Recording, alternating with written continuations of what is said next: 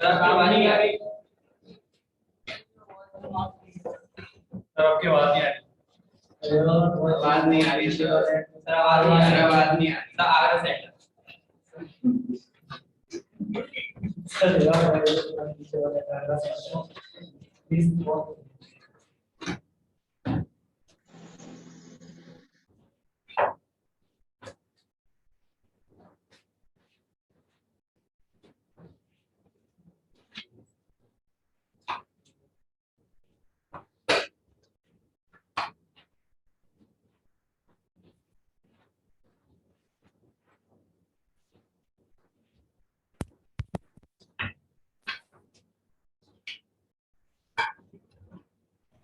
हाँ भैया पहुंची। Yes sir. Good evening sir. Good evening भाई। अरे ये आगरा तो दिखाई दे रहा है, लेकिन बाकी पब्लिक जो है वो इंदिरापुरम भी अब लग रहा है कनेक्ट होगा। बाकी अशरफुल है, अर्शदीप है, तकरीमा है, नैतिक है, बाकी वही पब्लिक अपनी पुरानी। शाबाश। और लवली भी आ गई है। ठीक, तो कहां पर थे हम लोग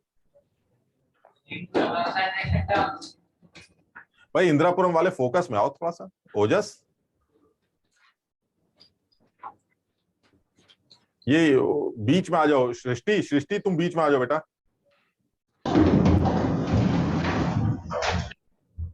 हाँ, अब कुछ कुछ दिख रहा है। ठीक, कहां पर थे हम लोग लास्ट क्लास में भाई? वेट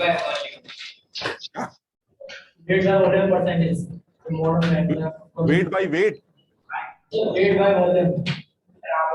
अरे ये आरुषा तुम बीच में आओ, ये सिर्फ बीच वाली लाइन दिख रही है, दाएं बाएं बैठे वाले लोग दिखाई नहीं दे रहे हैं। सेंटर में बैठो। हाँ, बीच में बैठो बस, इधर उधर वाले दिख ही नहीं रहे। ठीक है, तो हाँ तुम भी आ जाओ बेटा, बीच में आओ उधर, बिल्कुल सही। अब जो लास्ट क्लास में हमने किया था, तुम बता रहे हो जैसे W बाई W वाली परसेंटेज की बात की थी, क्या W बाई V की भी बात की थी हमने? Weight by volume, weight by volume भी हो गया था। Yes sir. तो ये कहना फिर ठीक है क्या कि अगर मुझे कोई भी नहीं, कोई भी एक कॉन्सेंट्रेशन टर्म डेंसिटी के साथ दे दिया जाए तो मैं कोई भी दूसरा कॉन्सेंट्रेशन टर्म कैलकुलेट कर सकता हूं? क्या ये स्टेटमेंट ठीक?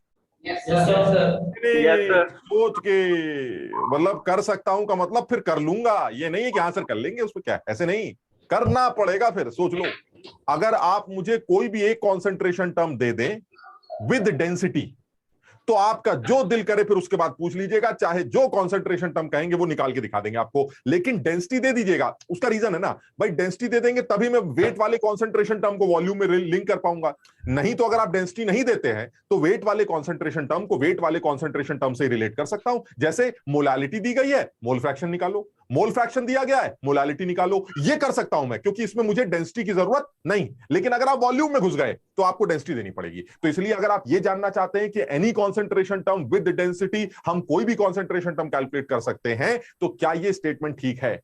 Any concentration term with density, आप कोई भी कॉन्सेंट्रेशन टर्म उसके बाद निकाल सकते हैं, हाँ या ना?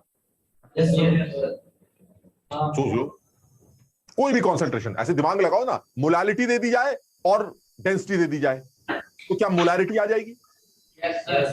हमने किया हुआ। अच्छा, मोलारिटी दे दी जाए और डेंसिटी दे दी जाए तो क्या मोलालिटी आ जाएगी? अच्छा, अब वेट बाई वेट परसेंटेज दे दी जाए और डेंसिटी दे दी जाए तो क्या वेट बाई वॉल्यूम परसेंटेज आ जाएगी?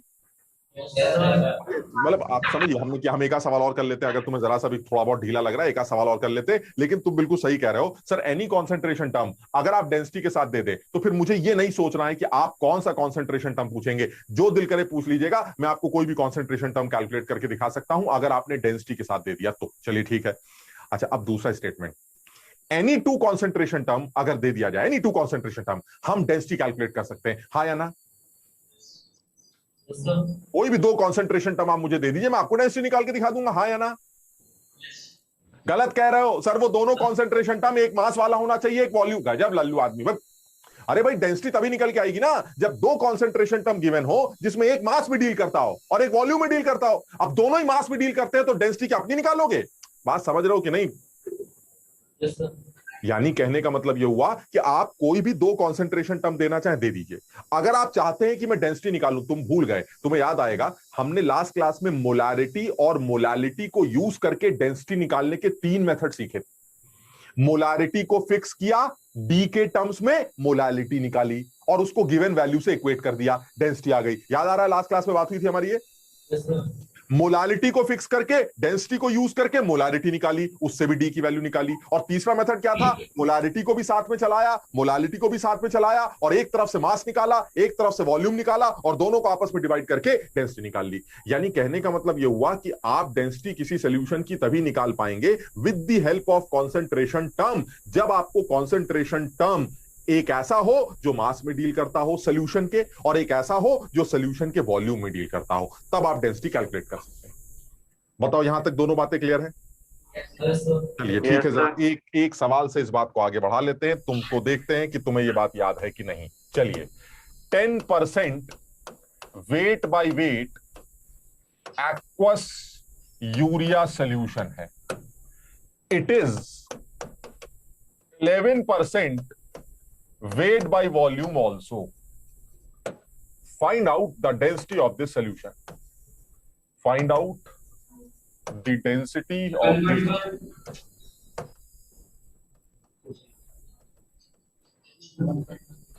क्या कह रहे हो बेटा?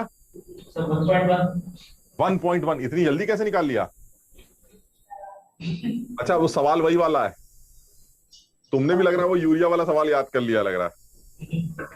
हमने वैसे सही बताया, तुमने सही पकड़ ली बात हमारी। हमने पूरे इस चैप्टर में यही वाला सवाल याद कर लिया, एक बस। इसी को घुमा घुमा के हमने तमाम सवाल बना लिए। अब 10 सवाल याद करने की क्या जरूरत है? मोलारिटी इसी में निकालो, इसी में मोलार, सब इसी से कर लिया हमने। तो तुमको भी ये बात समझ में आ गई। हमने लास्ट क्लास में सवाल किया था जिसमें यूरिया का एक्वस सोल्यूशन था जो 10% वेट बाय वेट था और 11% वेट बाय वॉल्यूम निकल के आया था, और तब तुम्हें सवाल में डेंसिटी गिवन थी 1.1। ऐसे ही है ना? लेकिन अब तुम भूल जाओ बात को। ये बताओ सवाल करेंगे कैसे? क्या यहां पर दो कॉन्सेंट्रेशन टर्म गिवन है? Yes sir. निकालनी डेंसिटी है। क्या ऐसा भी ठीक है कि एक कॉन्सेंट्रेशन टर्म मास में डील करता है और एक वॉल्यूम में? तो फिर इसका मतलब है सर डेंसिटी आ जाएगी। अब बस अकल लगानी है, डेंसिटी आ जाएगी। हमने लास्ट क्लास में भी सीखा था कि जब दो कॉन्सेंट्रेशन टर्म गिवन हो जिसमें एक मास और एक वॉल्यूम को डील करता हो तो डेंसिटी निकालने के तरीके हमारे पास बहुत सारे थे। एक को फिक्स करिए, डी मानकर दूसरे वाले को निकालकर, समझ याद आ रही कुछ? और उसमें भी तुम्हें एक बात याद करने के लिए बोली थी कि अगर आप एक को फिक्स करके दूसरे को यूज कर रहे हैं तो बेहतर है कि मास वाले कॉन्सेंट्रेशन टर्म को बेस बनाकर वॉल्यूम वाला कॉन्सेंट्रेशन टर्म डी के टर्म्स में निकालिए। तुम याद करो जरा इस बात को। हमने एक सवाल किया था, तुम अपने पेजेस पलट के देखो, घर में तो तुम्हें मौका मिलता नहीं होगा तो तुम यही पढ़ लिया करो, ठीक? आप पेजेस पलट के देखो तो तुम्हें याद आएगा। मोलालिटी दे रखी थी 500, मोलारिटी दे रखी थी 18 और मैंने तुमसे डेंसिटी निकलवाई थी। उसके 3 मेथड्स किए थे। उसमें जो दूसरा मेथड था, तीनों में जो तीसरा मेथड था वो तो अलग ही था, बट मोलारिटी को फिक्स करके मोलालिटी निकाली गई, मोलालिटी को फिक्स करके मोलालिटी निकाली गई। उसमें जो ज्यादा इजी पड़ रहा था कैलकुलेशन वाइज, तुम देखो जरा, मैंने वहां मेंशन करवाया था तुम्हें कि मास वाले कॉन्सेंट्रेशन टर्म को बेस बनाकर वॉल्यूम वाला कॉन्सेंट्रेशन टर्म अगर डी के टर्म्स में निकाला जाए तो वो ज्यादा आसान पड़ता है कैलकुलेशन।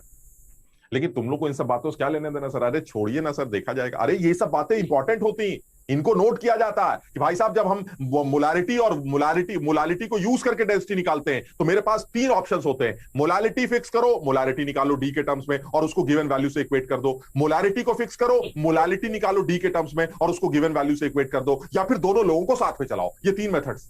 तीसरा मेथड तो अलग है, लेकिन ये जो शुरू के 2 मेथड्स है, इनमें जो बेटर मेथड है वो क्या बताया था मैंने कि मास वाले कॉन्सेंट्रेशन टर्म को फिक्स करके वॉल्यूम वाला कॉन्सेंट्रेशन टर्म डी के टर्म्स में निकालो और उसको गिवन वैल्यू से इक्वेट करो, कैलकुलेशन आसान हो जाती है। यही चीज हम यहां पर भी यूज करके देखते हैं। व्हाट इज माय मास वाला कॉन्सेंट्रेशन टर्म? द मास वाला concentration term is weight by weight. And what is volume वाला concentration term? That is 11% weight by volume. चलिए ठीक है, मास वाले कॉन्सेंट्रेशन टर्म को फिक्स कर देते हैं। यानी मैंने फिक्स कर दिया कि मेरा aqueous urea solution is 10% weight by volume. जल्दी से सोच के बताओ 10% वेट बाय वॉल्यूम को सृष्टि कैसे पढ़ेंगे? 10 ग्राम ऑफ यूरिया। ये सृष्टि, तुम्हारी आवाज इतनी मोटी कैसे हो गई बेटा? हाँ सृष्टि तुम बोलो। 10 gram of urea in 100 gram of of 100 gram of solute. क्या? Solution. देखो तीन ही लोग होते हैं, एक सल्यूट एक सॉल्वेंट, तुमने तीनों ही नाम ले लिए, बताइए आप। तो भाई 10 ग्राम सल्यूट 100 ग्राम सोल्यूशन, यही होती परसेंटेज। यानी कि 10 gram of solute, 10 gram of solute कौन सा है हमारा? सल्यूट है हमारा urea. 10 gram of urea in 100 gram solution. ये अच्छा चलिए ठीक है सर, ये आपने डिफाइन कर दिया। अच्छा अब ये बताइए, इसको तो फिक्स कर दिया आपने, अब आप कौन सा कॉन्सेंट्रेशन टर्म निकालना चाहते हैं? अब आप वेट बाय वॉल्यूम निकालना चाहते हैं। तो मैं मान लेता हूं let the density of this solution, let the density of this solution हम अज्यूम कर लेते हैं वो डी ग्राम पर ml। चलिए ये भी ठीक है, हमने डेंसिटी अज्यूम कर ली डी। अब बताइए क्या डी के टर्म्स में तुम वेट बाय वॉल्यूम निकाल पाओगे? क्यों नहीं निकाल पाएंगे सर? वेट बाय वॉल्यूम के लिए क्या क्या चाहिए? ऊपर चाहिए सल्यूट का वेट, वो तो आपने फिक्स कर दिया 10 ग्राम, समझ लो बात को। और नीचे चाहिए सोल्यूशन का वॉल्यूम, याद है? कैसे निकालोगे सर? ये देखिए ये क्या है? ये सोल्यूशन का मास है और ये क्या है सर? ये डेंसिटी है। तो मास बाय डेंसिटी वॉल्यूम होता है, खत्म हो गया सवाल। यानी अगर मैं परसेंटेज वेट बाय वॉल्यूम निकालना चाहता हूं तो percentage weight by volume will be weight of solute divided by volume of solution into 100। चलिए वेट ऑफ सल्यूट हो गया 10 और वॉल्यूम ऑफ सोल्यूशन हो गया 100 बाय डी इंटू 100। ये परसेंटेज वेट बाय वॉल्यूम आ गई, खत्म हो गया। वो कह रहा है क्या निकाल लो यार? मैंने कहा wait by volume concentration term निकाल रहा है। कह रहा अजीब बेवकूफ आदमी हो, वो कंसंट्रेशन टर्म तो दे रखा है 11। मैंने कहा दे रखा है तो लो बराबर कर देते, उसमें हमारा क्या जा रहा है? ये देखिए 11 से इक्वेट कर दिया। समझ में आई बात? याद आ रहा है? यही तरीका होता था, किसी एक कॉन्सेंट्रेशन टर्म को फिक्स कर दिया और दूसरा कॉन्सेंट्रेशन टर्म डी के टर्म्स में निकाला और फिर गिवन वैल्यू से इक्वेट कर दिया। अननोन क्या है? डी। आप आराम से सॉल्व करिए, 1.1 ग्राम पर ml आंसर आ जाएगा। और देख लीजिए कोई कैलकुलेशन नहीं है, 100 से 100 ये वो सब कट जाएगा, आंसर 11/10 आएगा एंड दैट इज 1.1 ग्राम पर ml।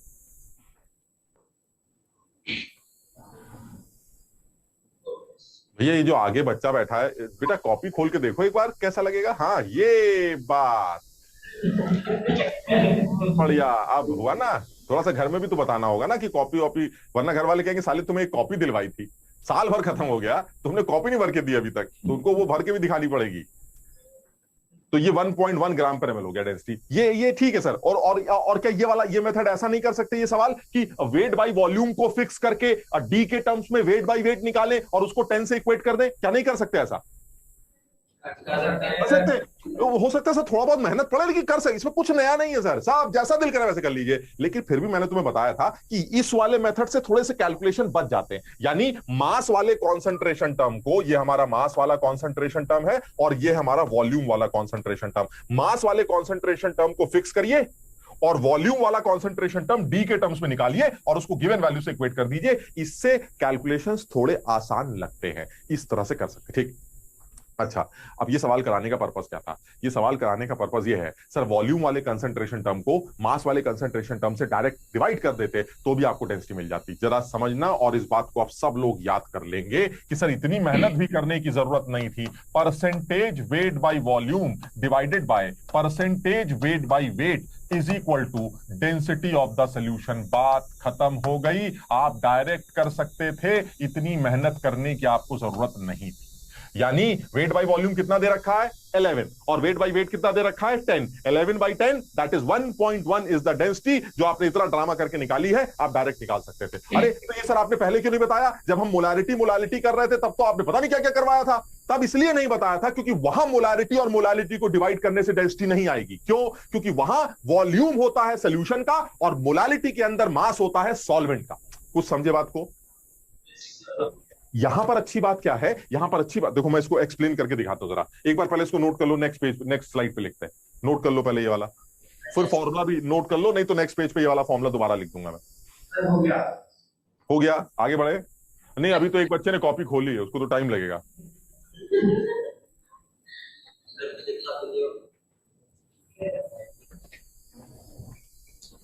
हटा दे भाई इसको। ठीक, चलिए अब जो मैं कह रहा था ना वो ये वाली बात कर रहा हूं कि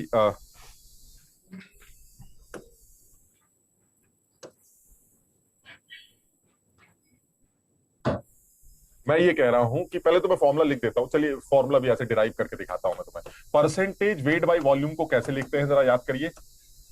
weight of solute divided by volume of solution into 100। अच्छा, जरा परसेंटेज वेट बाय वेट को कैसे लिखते हैं? परसेंटेज वेट बाय वेट को लिखते हैं weight of solute divided by weight of solution into 100। अब आप ये देख लीजिए कि अगर मैं वेट ऑफ सल्यूट को फिक्स कर दूं, मान लीजिए 1 ग्राम 2 ग्राम 3 ग्राम फिक्स कर दिया, दिस वैल्यू इज फिक्स, तो अगर मैं इन दोनों को डिवाइड कर देता हूं तो ये वेट ऑफ सल्यूट और वेट ऑफ सल्यूट कैंसिल हो जाएंगे, और कैंसिल होने के बाद आपके पास सिर्फ क्या बचेगा? 100 से 100 भी कैंसिल हो जाएगा। आप क्या बचेगा?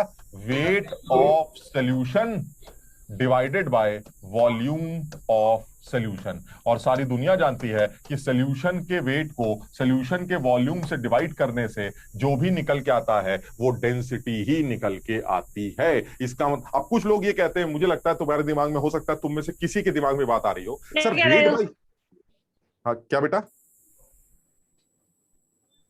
कृष्णा गुप्ता, ठीक है बेटा। हाँ, मैं ये कह रहा हूं कि तुम्हारे दिमाग में ये बात आ सकती है कि सर जो 10% वेट बाय वेट है उसमें तो 10 ग्राम यूरिया होगा, और जो 11% वेट बाय वेट है उसमें 11 ग्राम यूरिया होगा। ये आपने डिवाइड कैसे कर दिया, कैंसिल कैसे कर दिया? अरे भाई ये बताओ, जो सोल्यूशन 11% वेट बाय वॉल्यूम है, क्या उसके अंदर 10 ग्राम यूरिया नहीं हो सकता? या 11% वेट बाय वॉल्यूम का मतलब है कि 11 ग्राम ही यूरिया होगा। अरे याद करो, वो 11 ग्राम यूरिया तो तुमने अपने सोल्यूशन को डिफाइन करने के लिए बोला था ना, कि 11 ग्राम यूरिया 100 ml सोल्यूशन में होगा। अरे तो 10 ग्राम यूरिया 90 ml सोल्यूशन में। मेरी बात समझ रहे हो कि नहीं? सोल्यूशन के वॉल्यूम को कम कर दोगे अगर, तो यूरिया भी कम हो जाएगा। इसका मतलब ये हुआ, आप एक ऐसे सिस्टम की बात कर रहे हैं जिसमें सोल्यूट के मोल्स फिक्स हो गए। सल्यूट का अमाउंट जब फिक्स हो गया तो एक केस में सोल्यूशन का वॉल्यूम आ जाएगा, एक केस में सोल्यूशन का मास आ जाएगा, दोनों को आपस में डिवाइड करके आप डेंसिटी कैलकुलेट कर सकते हैं। ये काम आप वहां इसलिए नहीं कर पाए थे मोलारिटी और मोलालिटी के केस में, क्योंकि मोलालिटी और मोलारिटी में न्यूमरेटर तो सेम होता है लेकिन डिनोमिनेटर सेम नहीं होता है। मोलारिटी में वॉल्यूम आता है सोल्यूशन का और मोलालिटी में मास आता है सॉल्वेंट का, इसलिए उन दोनों को आपस में डिवाइड करने से आपको डेंसिटी सोल्यूशन की नहीं मिलती। इसलिए वहां पर आपको वो ड्रामा करना पड़ता है। यहां पर कोई ड्रामा नहीं करना, सर सीधे वेट बाय वॉल्यूम को वेट बाय वेट से डिवाइड करिए, सीधे आपको डेंसिटी मिल जाएगी। यानी फॉर्मूला याद कर लेते हैं, डेंसिटी कभी भी निकालनी हो सॉल्यूशन की तो density of a solution is equal to percentage weight by volume concentration term divided by percentage weight by weight concentration term. दोनों को आपस में डिवाइड करके आप उस सॉल्यूशन की डेंसिटी डायरेक्टली कैलकुलेट कर सकते हैं। इसके लिए आपको कुछ भी करने की जरूरत नहीं। लेकिन अगर तुम्हें जरा सा भी इसमें भी कोई वो हो रहा है कि भाई अगर ये फॉर्मूला याद ना रहा वगैरह वगैरह, तो आपको तरीका पता है, सर वेट बाय वेट वाले को एक्स फिक्स कर देंगे, डी डेंसिटी मानेंगे और डी के टर्म्स में वेट बाय वॉल्यूम निकालकर गिवन वैल्यू से इक्वेट कर देंगे, जो अभी हमने सवाल देखा था। आप आराम से कर सकते हैं। मतलब मैं तुमको कुछ याद करने के लिए नहीं कह रहा हूं, मैं तो तुम्हें सिर्फ ये बताना चाह रहा हूं कि अगर याद रखते हो तो ये आसान पड़ेगा, अगर याद नहीं रखते हो तो मेरी एक जनरल बात तुम्हें याद रहेगी कि सर जब दो कॉन्सेंट्रेशन टर्म गिवन हो तो मास वाले कॉन्सेंट्रेशन टर्म को रेफरेंस मानकर डेंसिटी डी के टर्म में वॉल्यूम वाला कॉन्सेंट्रेशन टर्म निकालता हूं और गिवन वैल्यू से इक्वेट करके डेंसिटी कैलकुलेट कर लेता हूं। ये जनरल स्टेटमेंट, समझ पाए बात को? किसी को कुछ ना समझ में आया हो तो पूछ सकता है। तकरीमा समझ में आया बेटा कुछ? यस। तुमने कुछ लेक्चर वीडियोस वगैरह लिए, कहीं से देखा, कुछ कुछ पढ़ा? यस, थोड़ा सा फर्स्ट लेक्चर अटेंड किया था, एकदम फर्स्ट वाला? यस।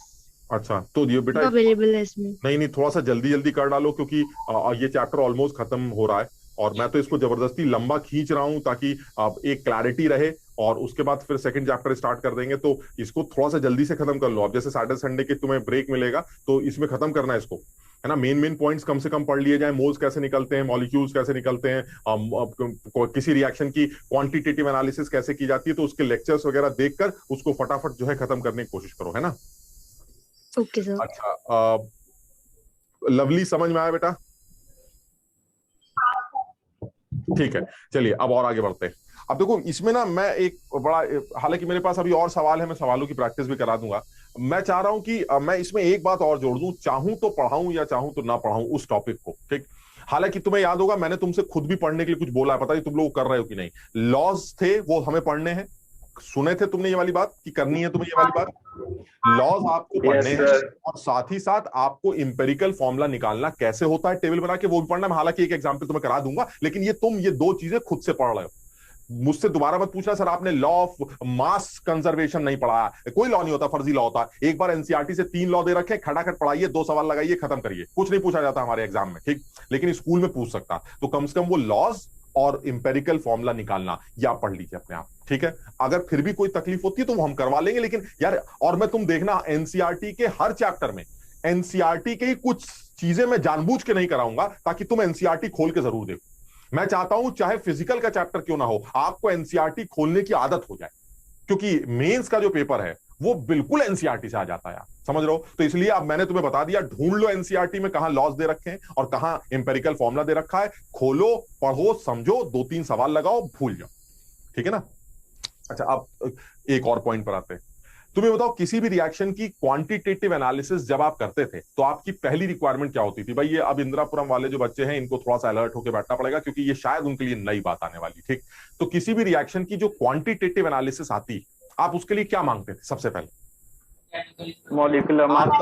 नहीं, सबसे पहले रिएक्शन मांगते थे ना भाई। आप ये कहते थे भाई किस, हाँ आप किस रिएक्शन की बात कर रहे हैं, तो मैं आपको रिएक्शन बताता था। जब मैं आपको रिएक्शन बताता था तो आप उस रिएक्शन को बैलेंस करते थे, और बैलेंस करने के बाद आप एनालिसिस स्टार्ट कर देते थे, ठीक। आप ये बता देते थे कितना प्रोडक्ट बनेगा, कितना रिएक्टेंट बचेगा, कौन बनेगा, क्या बचेगा, वगैरह वगैरह, जितनी भी क्वांटिटेटिव एनालिसिस वो आप स्टार्ट कर देते, ठीक। अच्छा, अब काम की बात करते हैं। काम की बात क्या है? काम की बात यह है कि अगर रिएक्शन ना होती तो आप क्वांटिटेटिव एनालिसिस कैसे करते? तो सर हो सकता है रिएक्शन इतनी सिंपल होती कि हम खुद लिख देते। ये भी पॉसिबल है ना कि रिएक्शन इतनी सिंपल है कि हम खुद लिख देंगे अपने आप। अगर मान लो वो इतनी सिंपल ना होती तो भाई मान लीजिए मैं आपसे कहूं कि कैल्शियम कार्बोनेट को आग लगाएंगे, बताइए 100 ग्राम कैल्शियम कार्बोनेट को आग लगाने से कितने ग्राम CO2 के बनेंगे? तो आप क्या कहेंगे? सर रिएक्शन मत दीजिए, हम अपने आप लिख लेते हैं, CaCO3 gives CaO plus CO2। याद है सब लोगों को ये वाली रिएक्शन? ये वो, ठीक। अब आपने रिएक्शन लिख दी, उसको बैलेंस कर लिया, बैलेंस करके क्वांटिटेटिव एनालिसिस स्टार्ट कर दी। लेकिन मान लीजिए मैं आपसे कहूं कि जो है अब पोटेशियम पर मैग्नेट जो है वो आयरन ऑक्सलेट से एसिडिक मीडियम में रिएक्ट कर रहा है। तुम कहोगे सर रुक जाइए, ये ना हो पाएगा, ये रिएक्शन हमें याद नहीं है, या तो आप दे दीजिए, और अगर आप नहीं देते तो मैं नहीं कर पाऊंगा, क्योंकि मैंने दुनिया भर की रिएक्शन याद नहीं कर रखी। अब मैं इसी बात पर आने वाला हूं। कुछ जगहों पर, हर जगह पर नहीं, इनफैक्ट ज्यादातर जगहों पर नहीं, लेकिन कुछ जगहों पर बिना रिएक्शन के जुगाड़ लगाया जा सकता है, एक कॉन्सेप्ट को सीखकर, जिसको एटॉमिक कंजर्वेशन का प्रिंसिपल कहा जाता है। That is principle of atomic conservation, POAC। तुम्हारे लिए मैंने देखा है किताबों में दिया जाता है, कुछ जगहों पर नहीं भी दिया जाता है, क्योंकि ये कोई, बल्कि ज्यादातर जगहों पर नहीं दिया जाता। लेकिन मुझे ऐसा लगता है कि मैं इस टॉपिक को छोड़ना नहीं चाह रहा हूं, बिकॉज चाहे ये चीज एक जगह ही हेल्प करे, लेकिन हेल्प कर देती है, और उस टाइम मजा आ जाता है ये सोच के, अरे यार ये तो POAC लगा के खट से सॉल्व हो गया। तो मैं नहीं चाहता कि वो कोई सवाल तुम्हारा इस वजह से रह जाए कि तुमने पढ़ा नहीं ये चीज, क्योंकि ये इंपॉर्टेंट है और शायद अपने आप नहीं समझ सकते, इसलिए मैं इसको तुम्हें समझाना चाह रहा हूं। प्रिंसिपल ऑफ एटॉमिक कंजर्वेशन एक ऐसा प्रिंसिपल है जो तुम्हें सबसे पहले दिल से मानना पड़ेगा, ठीक। मैं बताता हूं क्या कह रहा हूं मैं। प्रिंसिपल ऑफ एटॉमिक कंजर्वेशन का मतलब यह है, और इसके नाम से मेरे ख्याल से तुम में से बहुत सारे लोग समझ तो रहे होंगे कि इसका नाम क्या सजेस्ट करता, और इसमें कोई दो राय नहीं है कि प्रिंसिपल ऑफ एटॉमिक कंजर्वेशन जो है, जिसको आप POAC कहते हैं, बिल्कुल साफ समझ में आता है कि ये एटॉमिक कंजर्वेशन का एक लॉ। क्या है मतलब इस बात का? Atoms can neither be created nor destroyed. बताओ दिल से इस बात को मानते हो कि नहीं? क्या अगर किसी रिएक्शन में लेफ्ट हैंड साइड में किसी एक पर्टिकुलर सब्सटेंस के एटम्स गिवन हो, तो राइट हैंड साइड में उस सब्सटेंस के उतने ही एटम कन्वर्ट हो जाए। मतलब कहने का मतलब ये हुआ, लेफ्ट हैंड साइड में किसी भी एलिमेंट के जितने एटम्स एग्जिस्ट कर रहे हैं, राइट हैंड साइड में उस एलिमेंट के उतने ही एटम कन्वर्ट हो जाएंगे, क्योंकि एटम्स ना बढ़ेंगे ना घटेंगे, जितने यहां होंगे उतने वहां चले जाएंगे। बताओ समझे कि नहीं? ये चीज तुम्हें दिल से माननी है। मतलब समझो, ये अगर तुम में से कुछ लोग इस बात को ऐसे समझ रहे हैं कि नहीं ठीक है होता, तो तुम सवाल नहीं कर पाओ। तुम्हें जब तक ये दिल से तुम नहीं मानोगे मेरी इस बात को, तब तक तुम नहीं समझ पाओगे इस बात को। सब लोग पहले इस बात को बिल्कुल दिल से माने कि सर एटम्स कंजर्व रहते हैं, एटम्स ना नए बन सकते हैं, ना पुराना, ना नए, मतलब ना खराब हो सकते हैं, ना बन सकते हैं, जितने हैं उतने ही रहते हैं, बस ये तो क्लियर है। और अगर ऐसे में किसी भी रिएक्शन में किसी भी एलिमेंट के 100 एटम्स इन्वॉल्व हो रहे हैं, तो प्रोडक्ट साइड में भी उस एलिमेंट के 100 ही होंगे। वो अलग बात है वो 100 कहां कहां बढ़ गए मुझे इससे मतलब नहीं है, लेकिन अगर रिएक्टेंट साइड में 100 है तो प्रोडक्ट साइड में भी 100 ही होंगे, ना एक बढ़ेगा ना एक घटेगा, because atoms can neither be created not destroyed. बताओ ये बात समझे कि नहीं? दिल से मानना पड़ेगा। जो बच्चा दिल से मानेगा वो तो कर ले, जो दिल से नहीं मानेगा, जिसको जरा सा भी डाउट होगा वो फंस जाएगा। आप क्या कह रहे हो बेटा? पीओएसी कर लिया हम लोगों ने। हाँ सर, ट्यूटोरियल क्लास में कर लिया था, लास्ट क्लास में पीओएसी। अच्छा, आपने मतलब क्वेश्चन दिया था। ठीक है, आप ट्यूटोरियल में हमने इसको शायद उठाया था, लेकिन सारे बच्चे ट्यूटोरियल में आए थे क्या? तो फिर आगरा वाले आए थे ट्यूटोरियल में? क्यों नहीं आते तुम लोग ट्यूटोरियल में भैया? तो बहरहाल एक काम करते हैं, हम इस चीज को दोबारा से एक बार करके देखते हैं और कुछ नए सवालों के साथ करके देख लेते हैं। ठीक, तो लवली इसको एक बार फिर से रिवाइज कर लेते हैं। इंपॉर्टेंट टॉपिक है बेटा इसमें, तो है ना, इसको एक बार दोबारा से करके देख लेते हैं, हम इसको छोड़ना नहीं चाह रहे। ठीक, तो इसमें पीओएसी ये कहता है, जैसे मान लीजिए आपसे कहा जाए कि कोई भी एक एग्जाम्पल ले लेते हैं, कैल्शियम कार्बोनेट की हीटिंग हो रही और कैल्शियम कार्बोनेट की हीटिंग करने से कैल्शियम ऑक्साइड और CO2 बनता। ठीक, अब ये एक इक्वेशन जो मुझे पहले से पता है, ठीक, मैं सिर्फ एग्जांपल से समझा रहा हूं। आपको ये बताना है कि कैल्शियम कार्बोनेट का अगर x ग्राम लिया जाए तो CO2 के कितने ग्राम बनेंगे, मान लीजिए ये सवाल। ठीक, अब आप बताइए क्या ये क्वांटिटेटिव एनालिसिस का सवाल है कि कैल्शियम कार्बोनेट की एनालिसिस करेंगे, की हीटिंग करेंगे तो कितनी CO2 बनेगी? सर ये क्वांटिटेटिव एनालिसिस है। कैसे की जाती है? सर बैलेंस इक्वेशन को सॉल्व कर लेते हो जाता है, काम खत्म। अब ये इक्वेशन मान लीजिए बड़ी सिंपल है, हमें पता है हम इसको सॉल्व कर सकते हैं। बताइए आंसर क्या आएगा? सबसे पहले क्या सब लोग जानते हैं कैल्शियम कार्बोनेट की क्या ये इक्वेशन बैलेंस है? अगर ये इक्वेशन बैलेंस है तो इसका मतलब ये हुआ 1 मोल कैल्शियम कार्बोनेट में आग लगाने से 1 मोल CO2 के बनेंगे। इसका मतलब ये हुआ x ग्राम का मतलब x बाय 100 मोल्स, यानी CO2 कैल्शियम कार्बोनेट के आपको x बाय 100 मोल्स दे रखे हैं, क्योंकि कैल्शियम कार्बोनेट का मॉलिक्यूलर वेट 100 होता है। तो अगर 1 मोल में आग लगाने से 1 मोल CO2 बनती है तो x बाय 100 में आग लगाने से x बाय 100 मोल ही CO2 के बनेंगे। बताओ क्लियर है? Yes sir. ये आपका आंसर आ गया, बात खत्म। तो अगर आपसे ये पूछा जा रहा है कि भाई ये बताइए CO2 के कितने मोल बने, CO2 का कितना वेट बना, वगैरह वगैरह, तो आप सिंपल इक्वेशन को बैलेंस करके ये काम कर सकते हैं। बड़ा आसान सवाल। ठीक, अच्छा अब चेंज करते हैं। मान लीजिए मुझे कैल्शियम कार्बोनेट की हीटिंग की रिएक्शन आती ही नहीं, तुम्हें आती, बट ऐसे एक एग्जाम्पल के तौर पर बता रहा हूं। मान लीजिए मुझे नहीं आता कि कैल्शियम कार्बोनेट में आग लगाने से क्या होता, और कैल्शियम कार्बोनेट में आग लगाने की रिएक्शन क्या है उसको मैं जानता ही नहीं। अब आप कैसे करेंगे? कितनी CO2 बनी? अब तो मुश्किल है सर, क्योंकि अगर रिएक्शन ही नहीं दिखती तो मैं बैलेंस ही नहीं कर पाऊंगा, और जब बैलेंस ही नहीं कर पाऊंगा तो सवाल कैसे सॉल्व करूंगा? सर अब ये सवाल नहीं हो सकता, लेकिन अब मैं ये सवाल तुम्हें करके दिखाता हूं without knowing the balancing of the equation. देखो जरा कैसे, सेम तरीका है, आंसर तुम्हें सबको समझ में आ गया, CO2 के x बाय 100 मोल्स बनेंगे। अब मैं इस सवाल को चेंज करता हूं, मुझे नहीं पता बैलेंसिंग क्या है, लेकिन फिर भी मैं इस सवाल को कर सकता हूं। देखिए कैसे मैं इस सवाल को करने जा रहा हूं, इस तरह से, without knowing the chemical equation. इतना तो समझ में आएगा तुम्हें कि आग किसमें लगाई जा रही है। हाँ सर ये तो आपने सवाल में बता दिया कि आग कैल्शियम कार्बोनेट में लगाई जा रही है, चलिए ठीक है, और आपसे पूछा जा रहा है कितनी CO2 बनेगी। यही रिएक्शन है, इतना ही जानते हैं हम, इसके बारे में और कुछ नहीं जानते। क्या इसे रिएक्शन बोलोगे तुम? क्या ये ओवरऑल रिएक्शन है? नहीं। क्या इसको बैलेंस कर? नहीं सर ये रिएक्शन ही नहीं, तो आप बैलेंस की बात क्या कर रहे हैं? आप सिर्फ इतना कह रहे हैं कि कैल्शियम कार्बोनेट में आग लगाने से CO2 बन रही है, बस। आप ये बताइए कितनी CO2 बनेगी, ये सवाल। मैं इस सवाल को बिना रिएक्शन लिखे और बिना बैलेंस के कर सकता हूं। कैसे? जरा सब लोग समझना। सबसे पहला स्टेप, क्या ये कहना ठीक है कि लेफ्ट हैंड साइड में कार्बन के जितने एटम्स हैं, राइट हैंड साइड में कार्बन के उतने ही एटम्स होंगे? अकल लगाओ। क्योंकि एटम सर कंजर्व रहते हैं, वो ऐसा नहीं हो सकता लेफ्ट हैंड साइड में कार्बन के 200 एटम है, राइट हैंड साइड में 500 बन गए, बन नहीं सकते, कम नहीं हो सकते। जितने एटम लेफ्ट हैंड साइड में किसी एलिमेंट के होंगे, राइट हैंड साइड में उस आदमी के उतने ही एटम्स एग्जिस्ट करेंगे। यानी एक चीज तो कंफर्म है, पहला स्टेटमेंट आप बिल्कुल ये लिख सकते हैं, number of total carbon atoms in CaCO3 it is equal to number of total carbon atoms in CO2। बताइए स्टेटमेंट ठीक है? जितने कार्बन एटम कैल्शियम कार्बोनेट के अंदर हैं, उतने ही कार्बन एटम CO2 के अंदर होंगे ही होंगे। ठीक है ये? और जब Yes, sir. एटम सेम है तो फिर मोल्स भी सेम होंगे, यानी कि सेकेंड स्टेटमेंट क्या आएगा? सेकेंड स्टेटमेंट आएगा moles of carbon atoms in CaCO3 is equal two moles of carbon atoms in CO2।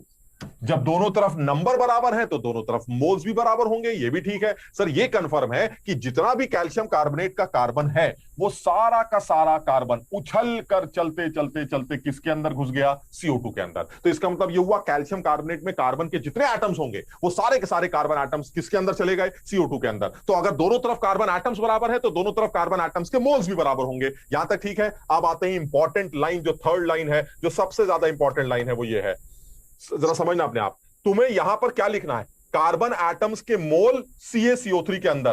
तुम लोग याद करो, क्या ये 1 into मोल्स ऑफ CaCO3 के बराबर नहीं होगा? जरा समझने की कोशिश करो। CaCO3 के जितने मोल होंगे उतने ही तो कार्बन के मोल होंगे। याद है A2B3 वाला कॉन्सेप्ट? अगर A2B3 का 1 मोल होगा तो A के 2 मोल होंगे और B के 3 मोल होंगे। यानी अगर CaCO3 का 1 मोल है तो कैल्शियम का भी 1 मोल होगा, कार्बन का भी 1 मोल होगा और ऑक्सीजन के 3 मोल होंगे। याद है? Yes sir. तो इसका मतलब ये हुआ, अगर आपको कार्बन एटम्स के मोल्स चाहिए तो आपको CaCO3 के मोल्स को 1 से मल्टीप्लाई करना पड़ेगा। चलिए आगे चलते हैं। यहां पर आपको अगर कार्बन के मोल चाहिए तो जितने CO2 के मोल हैं उससे आपको 1 से मल्टीप्लाई करना पड़ेगा। बताओ कुछ समझ पा रहे हो कि नहीं? Yes sir. यानी जितने मोल्स CO2 के होंगे into 1 that will be the moles of CO2। जितने मोल्स कैल्शियम कार्बोनेट के होंगे into 1 that will be the moles of carbon in CaCO3। दोनों आपस में इक्वेट कर देते हैं। जल्दी से बताओ मोल्स ऑफ CO2 कितने निकल के आ रहे हैं? Moles of CO2 is equal two moles of CaCO3। सवाल में कितने दे रखे थे CaCO3 के मोल्स? x/100। ये हमारा final answer. Without knowing the equation, without knowing the balancing, जो आंसर आपका अभी आ रहा था x/100, वही आंसर आपका अभी निकल के आ रहा है। और इसमें आपने सिर्फ एक चीज यूज की है जिसको POAC कहा जाता है, जिसको प्रिंसिपल ऑफ एटॉमिक कंजर्वेशन का नाम दिया गया है। और इस POAC की जो सबसे इंपॉर्टेंट लाइन है वो थर्ड लाइन। कार्बन के एटम्स जितने वहां उतने यहां, कार्बन के जितने मोल वहां उतने मोल वहां, और कार्बन के मोल्स CaCO3 के मोल से निकालूंगा। CaCO3 के जितने मोल होंगे उतने ही कार्बन के मोल होंगे, क्योंकि यहां सबस्क्रिप्ट 1 लगा है और यहां पर भी सबस्क्रिप्ट 1 लगा है। तो जितने कार्बन के मोल्स CaCO3 के मोल्स होंगे उतने ही कार्बन के मोल होंगे, और उन कार्बन के मोल्स को आपस में इक्वेट करके आप कैल्शियम कार्बोनेट की हेल्प से बनने वाली CO2 के मोल्स कैलकुलेट कर सकते हैं। हाँ सर CaCO3 लिखा है राइट में, और आपने CO2 मतलब लेफ्ट में, तो सर CO2 के अलावा CaO पे भी तो होंगे ना कार्बन, वो भी तो ओवरटेक करेगा ना कार्बन आते। एक सेकेंड, CaO में कौन सा कार्बन है वे? कैल्शियम ऑक्साइड मतलब शायद कैल्शियम का जो C होता है वो। Yes sir. नहीं सॉरी सर, सॉरी सर। हां कैल्शियम, वो कैल्शियम हो जाएगा मेरे दिमाग में। तो कैल्शियम होता है ना। हम कह रहे हैं कॉपी खोल के बैठा करो, तुम मानते ही नहीं बात को। अच्छा बात वैसे तुम्हारी सही है कि कैल्शियम में भी तो C होता है, बात तो सही है। देखिए कैल्शियम ये है, कैल्शियम में भी तो C है। अरे ये कैल्शियम है भाई, इसमें कार्बन थोड़ा है। समझ में आ गया? सर आपने जैसे बताया कि O3 है जैसे, तो उसके 3 मोल्स होंगे। हाँ, अगर O के कहोगे तो 3 मोल्स होंगे। जितने कैल्शियम कार्बोनेट के हैं उसके 3 टाइम्स O के मोल होंगे। बिल्कुल सही कह रहे हो सर ऐसा भी हो सकता है कि किसी रिएक्शन में कार्बन के 2 एलिमेंट। ये है, ये तुम्हारी बात सही है, और यही तो मैं बात करना चाह रहा हूं। तुम खुद सोचो सर, ये मेथड कोई मुश्किल मेथड नहीं है, ये तो बड़ा आसान मेथड है। अगर आपको रिएक्शन ही नहीं दे रखी है और आपको रिएक्शन नहीं आती है तो आप ये वाला मेथड तो कहीं भी लगा सकते हैं, लेकिन इसकी अपनी लिमिटेशन है। लिमिटेशन यही है ना कि भाई आपको, जैसे अभी इस बच्चे ने बोला था कि अगर कैल्शियम के अंदर भी तो कार्बन है सर, अगर कैल्शियम के मतलब, हालांकि इसने तो बहुत गंदी बात बोली थी, लेकिन अगर मान लीजिए कोई एक ऐसा कंपाउंड बना होता जिसके अंदर कार्बन है, तो क्या आप ये कह सकते हैं कि तुम्हारा सारा कार्बन CO2 के अंदर घुस गया? नहीं कह सकते आप भाई। ये तो कंफर्म है एटम्स कंजर्व रहते हैं। देखो मैं एग्जांपल लेता हूं, मान लीजिए आपसे कहा जाए कि इस आदमी की हीटिंग करते हैं, कुछ भी ले लेते हैं। अब P4 जो है वो O2 के साथ रिएक्ट कर रहा है और P4O6 बन रहा है और P4O10 बन रहा है। मान लीजिए ये रिएक्शन, ठीक। अब बताइए आप क्या ये कह सकते हैं कि फास्फोरस के जितने एटम्स यहां हैं वो सारे फास्फोरस के एटम यहां हैं? No sir. नहीं कह सकते, क्योंकि कुछ तो यहां भी है। हाँ ये जरूर कह सकते हैं कि जितने यहां हैं उतने यहां प्लस यहां होंगे। ये क्लियर? ठीक। अच्छा, Yes, ऑक्सीजन sir. के लिए क्या ये कह सकते हैं जितना ऑक्सीजन यहाँ है वो यहाँ है? नहीं सर, वो यहां No, प्लस sir. यहाँ। क्या कहना चाह रहा हूं मैं? ये कहना चाह रहा हूं कि आपको खुद भी ये पता होना चाहिए कि जिस एटम पर आप पीओसी लगा रहे हैं वो एटम प्रोडक्ट साइड में कहां कहां है। अगर आपको ये पता ही नहीं कि वो प्रोडक्ट साइड में कहां कहां है तो आप पीओसी अप्लाई नहीं कर सकते। मेरी बात समझो, पीओसी एक बहुत लिमिटेशन के साथ अप्लाई की जा सकती है। ये कोई जुगाड़ नहीं है, ये कोई तरीका नहीं है कि सर आप कोई भी सवाल कर लेंगे। नहीं, आपको बहुत खास जगहों पर पीओसी अप्लाई करनी पड़ती है। वो खास जगह कौन सी है? वो ऐसी जगह है जहां पर ये साफ बताया गया है कि अगर आप किसी एटम को कंजर्व कर रहे हैं, जो कि करना ही आपको, तो आपको पता होना चाहिए कि वो एटम यहां है और फिर वो एटम प्रोडक्ट साइड में कहां कहां है, ताकि आप ये बोल सके जितने एटम्स के मोल्स यहां हैं उतने यहां प्लस यहां प्लस यहां प्लस यहां है। यानी आप सिर्फ कंजर्वेशन यहां तभी लगा सकते हैं जब आपको उस एटम के बारे में ये आइडिया हो कि वो प्रोडक्ट साइड में कहां कहां पाया जाता है। समझो, क्लियर है ये वाली बात? सब लोग इस बात को समझ पा रहे हैं क्या क्या कहा जा रहा है? अभी मैं और एग्जांपल लेता हूं तो मैं उससे समझ में आएगा। बट तुम समझो, ये पीओसी जो है आपको कई जगहों पर मदद कर सकती। आपको अगर ये चीज समझ में आ जाए कि एटम्स हमेशा कंजर्व रहते हैं तो आप पीओसी की मदद से बड़े अच्छे अच्छे और मुश्किल सवाल कर सकते हैं। जैसे मैं और एग्जांपल लेता हूं, इसको हटाते हैं, चलिए एक एग्जांपल और ले लेते हैं। सर रिएक्टेंट में जैसे एक साइड में कार्बन के 4 एटम्स हैं और प्रोडक्ट साइड में 2 प्रोडक्ट्स हैं जिसमें अलग अलग कार्बन है, तो सर उधर भी 4 है तो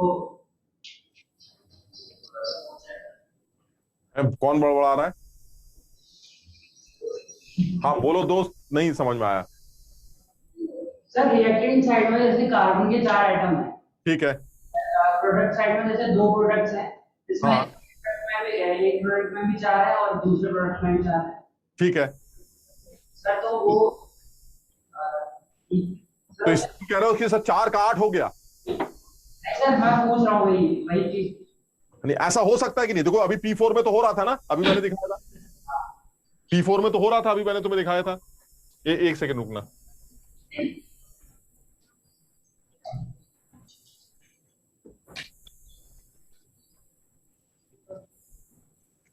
देखो तुम जो कह रहे हो ना, तुम सिर्फ इसलिए ये बात बोल रहे हो क्योंकि तुमने फिर वही गड़बड़ कर दी। तुमने दिल से नहीं माना मेरी बात। जो दिख रहा है उसमें मत जाओ, जो दिमाग कहता है उस पे जाओ कि आगे क्या होने जा रहा है। अरे ये बताओ, जो रिएक्शन लिखी गई है वो बैलेंस भी तो नहीं है। आपके इधर 4 आइटम्स है, उधर 8 आइटम्स, ये आप कैसे कह सकते हैं? उधर 2 लगा दीजिए, बैलेंस हो गया। मेरी बात समझ लो कि नहीं? बैलेंसिंग भी तो इसी एटॉमिक कंजर्वेशन से ही प्रूफ होती है। ये तो तुमने दिल से मान लिया ना कि कार्बन के लेफ्ट हैंड साइड में अगर 4 आइटम है, अगर तो राइट हैंड साइड में जितने दिख रहे हो ऐसी की तैसी होंगे 4 ही। बताओ समझे कि नहीं मेरी बात को? जब तक तुम इस बात को दिल से नहीं मानोगे तुम्हें समझ में नहीं आएगा। तुम इसी चीज में कंफ्यूज रहोगे, सर ये क्या बात होती है, वहां 4 है वहां 8 है। 8 नहीं है, आपने बैलेंस नहीं कर रखा है। आप बैलेंस कर लीजिए, एटम बराबर ही होंगे हमेशा। मेरी बात समझ रहे हो कि नहीं बेटा? इसलिए आपको पहले, मैंने इसलिए सबसे पहले सब लोगों को बोल दिया था, आपको दिल से मानना है कि है, दिख रहा है नहीं दिख रहा है मुझे इससे मतलब नहीं। क्योंकि हो ही नहीं सकता ना कि 4 का 8 हो जाए, हो ही नहीं सकता कि 4 का 3 हो जाए। 4 है तो 4 ही रहेंगे, ये तो कंफर्म है, बिकॉज दुनिया जानती है atoms can neither be created, यानी कहने का मतलब ये हुआ कि अगर उधर 4 एटम्स हैं तो इधर दिख क्या रहा है मुझे इससे मतलब नहीं, टोटल इधर भी 4 ही होंगे। क्यों? क्योंकि जब आप रिएक्शन को बैलेंस करते हैं तब आपको पता चलेगा कि उधर P4 के दुगने करे जाएंगे 2 मोल, तब जाके वो उसको बैलेंस करेगा। मैं बात समझ रहा हूं ना? तो आप बिना बैलेंसिंग को देख रहे हैं, इसलिए आप उस चक्कर में बिल्कुल मत पड़िए। अब जैसे मान लीजिए मैं एक और एग्जांपल लेता हूं, इससे तुम्हें और चीज क्लियर होगी, और ये एक बड़ा अच्छा और मुश्किल एग्जांपल माना जाए। ए मोल मान लीजिए ले लेते हैं I2, ठीक? ये रिएक्ट कर रही है B मोल्स ऑफ Cl2 के साथ। Find out the moles of ICl and ICl3 formed assuming no reactant left। बहुत ही अच्छा सवाल हो। वो ये कह रहा है कि I2 और Cl2 को मिलाकर आपको ये बताना है कि कितना ICl और कितना ICl3 बनेगा। हम आपको ये इंफॉर्मेशन दे रहे हैं कि कोई भी रिएक्टेंट नहीं बचे। अब तुम कहोगे सर ये कोई बहुत मुश्किल सवाल तो नहीं, आप ये जानना चाह रहे हैं 2 लोगों के मिलने से प्रोडक्ट कितना बनेगा। तो सर ये तो आप पहले ही बता चुके हैं कि सर रिएक्शन लिखिए और उसके बाद बैलेंस करके अपना प्रोडक्ट की एनालिसिस चालू कर दीजिए। अरे तुम रिएक्शन ही नहीं लिख पाओ। मैं बताता हूं तुम्हें क्यों नहीं लिख पाओगे, क्योंकि ये कोई सिंपल सवाल नहीं। आपको ये पता है तब तो आप ये सवाल कर सकते हैं कि I2 और Cl2 के मिलने से पहले ICl बनता है, और ICl जो बना वो बचे हुए Cl2 से दोबारा रिएक्ट करके ICl3 बनाता। अगर आपको ये बात पता है तब तो आप ये सवाल कर पाएंगे, अगर आपको ये बात नहीं पता है तो आप ये सवाल नहीं कर सकते, क्योंकि आपको रिएक्शन ही नहीं पता। समझो मेरी बात। मान लेते हैं कि मुझे रिएक्शन पता थी, अब बताओ ये सवाल कैसे करेंगे। मान लीजिए मुझे पता है कि पहले सर ICl बनेगा और ICl बची हुई क्लोरीन के साथ दोबारा रिएक्ट करके ICl3 बनाएगा। अब ये सवाल कैसे करेंगे? अरे सर ये तो पुराना सवाल हो गया हमारा, अब तो वही लिमिटिंग एजेंट निकालिए, खेलते रहिए। चलो करके देख लेते हैं। सबसे पहले बताओ जरा, I2 के कितने मोल दे रखे हैं? A। Cl2 के कितने मोल दे रखे हैं? B। और इसके कितने बने होंगे? 0। ये ठीक है, दिस इज स्टार्टिंग, ये शुरू हुआ है खेल। चलिए अब आप बताइए, प्रोडक्ट की एनालिसिस करने से पहले सबसे पहले क्या किया जाता? बैलेंस। शाबाश, ये रिएक्शन, क्या अब ये पूरी रिएक्शन बैलेंस हो चुकी है दोनों? चलो अब ये बताओ, प्रोडक्ट की एनालिसिस अगर आप करना चाहते हैं तो वो कौन करता है? Limiting agent. कौन है limiting agent? Sir A/1 B/1। कौन है छोटा नंबर, A/1 या B/1? सब लोगों को याद आ रहा है लिमिटिंग एजेंट कैसे निकाला जाता है? Moles divided by stoichiometric coefficient, and the stoichiometric coefficient of I2 is 1 and the stoichiometric coefficient of Cl2 is 1। तो आपको सबसे पहले कोने में चलना है, मोल्स को stoichiometric coefficient से डिवाइड करना है, मोल्स अपॉन stoichiometric coefficient। जहां पर भी ये नंबर छोटा निकल के आएगा, A/1 and B/1। बताइए A/1 और B/1 में छोटा नंबर कौन सा है? सर मुझे क्या पता छोटा नंबर कौन सा है, ना A दे रखा है ना B दे रखा है, मुझे कोई सपना थोड़ी ना आ रहा कि A/1 और B/1 में बड़ा छोटा नंबर बता दूंगा। अरे तो फिर लिमिटिंग एजेंट कैसे निकालोगे? निकाल लूंगा, क्योंकि अगर सर क्लोरीन लिमिटिंग हुई तो नीचे कहां से आएगी? अकल लगाओ भाई, को समझे कि नहीं बात को? तुम्हें नीचे भी तो क्लोरीन चाहिए, तो इसका मतलब ऊपर खत्म नहीं हो सकती, ऊपर खत्म नहीं हो सकती तो वो लिमिटिंग एजेंट नहीं हो सकता। तो इसका मतलब फर्स्ट रिएक्शन का लिमिटिंग एजेंट कौन है? समझे? I2। क्योंकि मुझे क्लोरीन को नीचे चाहिए, और अगर मैं क्लोरीन को ऊपर ही खत्म कर दूंगा तो नीचे क्लोरीन आएगी ही नहीं। इसका मतलब फर्स्ट रिएक्शन का लिमिटिंग रेजेंट मेरा पक्का I2। और अगर लिमिटिंग रेजेंट I2 है तो इसका मतलब है सर प्रोडक्ट की एनालिसिस I2 ही करेगा। क्या बोलेगा? अगर मेरे 1 मोल होते तो आपके 2 मोल बनते, क्योंकि मेरे A मोल हैं तो आपके 2A मोल बनेंगे। क्लियर है? इसका मतलब ये हुआ कि जो I2 है वो तो सर खत्म हो जाएगा, जो ICl है वो 2A मोल बन जाएगा। यहां तक ठीक है? वो 2A मोल आके नीचे खत्म हो जाएंगे, ये नीचे गिर गए। चलिए अब नीचे वाली रिएक्शन स्टार्ट करते हैं। ये बताइए नीचे क्लोरीन कितनी है? अरे सर जो ऊपर से बचेगी वही तो नीचे आएगी। कितनी बचेगी जरा बताइए? अगर मेरा 1 मोल होता तो क्लोरीन के 1 मोल खा जाता, क्योंकि मेरे A मोल खत्म हो गए तो क्लोरीन के भी A मोल खत्म हो जाएंगे। क्लोरीन के थे कितने? B। खत्म कितने हो गए? A। तो बचे कितने? B-A। यानी क्लोरीन बचा B-A, जो नीचे आके गिर जाएगा। सब लोग समझ लो क्या किया मैंने। यानी सबसे पहले मैंने फर्स्ट रिएक्शन का लिमिटिंग रेजेंट निकाला। फर्स्ट रिएक्शन का लिमिटिंग रेजेंट मैंने अकल लगा के निकाला कि क्लोरीन तो नहीं हो सकता, पक्का लिमिटिंग रेजेंट I2 होगा। और अगर I2 लिमिटिंग रेजेंट है तो वो क्या बोलेगा कि जितना प्रोडक्ट बनेगा मुझसे पूछ लेना, और जितना एक्सेस रिएजेंट बच जाएगा वो भी मुझसे पूछ लेना। और ये सारी चीज तुम जानते हो, 1 मोल के बनने से, 1 मोल के खत्म होने से 2 मोल ICl बनेगा, तो A मोल के खत्म होने से 2A मोल ICl बनेगा। यानी ICl का प्रोडक्शन हुआ 2A, वो जाके नीचे बैठ जाएगा। चलिए ठीक है, क्लोरीन कितनी बनेगी? अगर मेरे 1 मोल होते तो आपके 1 मोल खा जाता, मेरे A मोल है तो आपके A मोल खा जाऊंगा, आपके B है A मोल में खा गया तो आपके बचे कितने? B-A। यानी जो क्लोरीन बची वो नीचे आके गिर गई B-। यहां तक ठीक है? अब मेरी सेकंड रिएक्शन स्टार्ट होती। अब बताइए इन दोनों के मिलने से जो प्रोडक्ट बनेगा उसके एनालिसिस कौन करेगा? सर लिमिटिंग रेजेंट करेगा। कौन है लिमिटिंग रेजेंट? क्यों, कैसे पता? क्योंकि लिमिटिंग रेजेंट Cl2। क्यों? क्योंकि सर अगर अब भी ये ना खत्म हुई तो फिर आपकी ये वाली लाइन बेकार हो जाए। अज्यूमिंग नो रिएक्टेंट लेफ्ट, क्या मतलब हुआ? कौन है रिएक्टेंट? I2 and Cl2।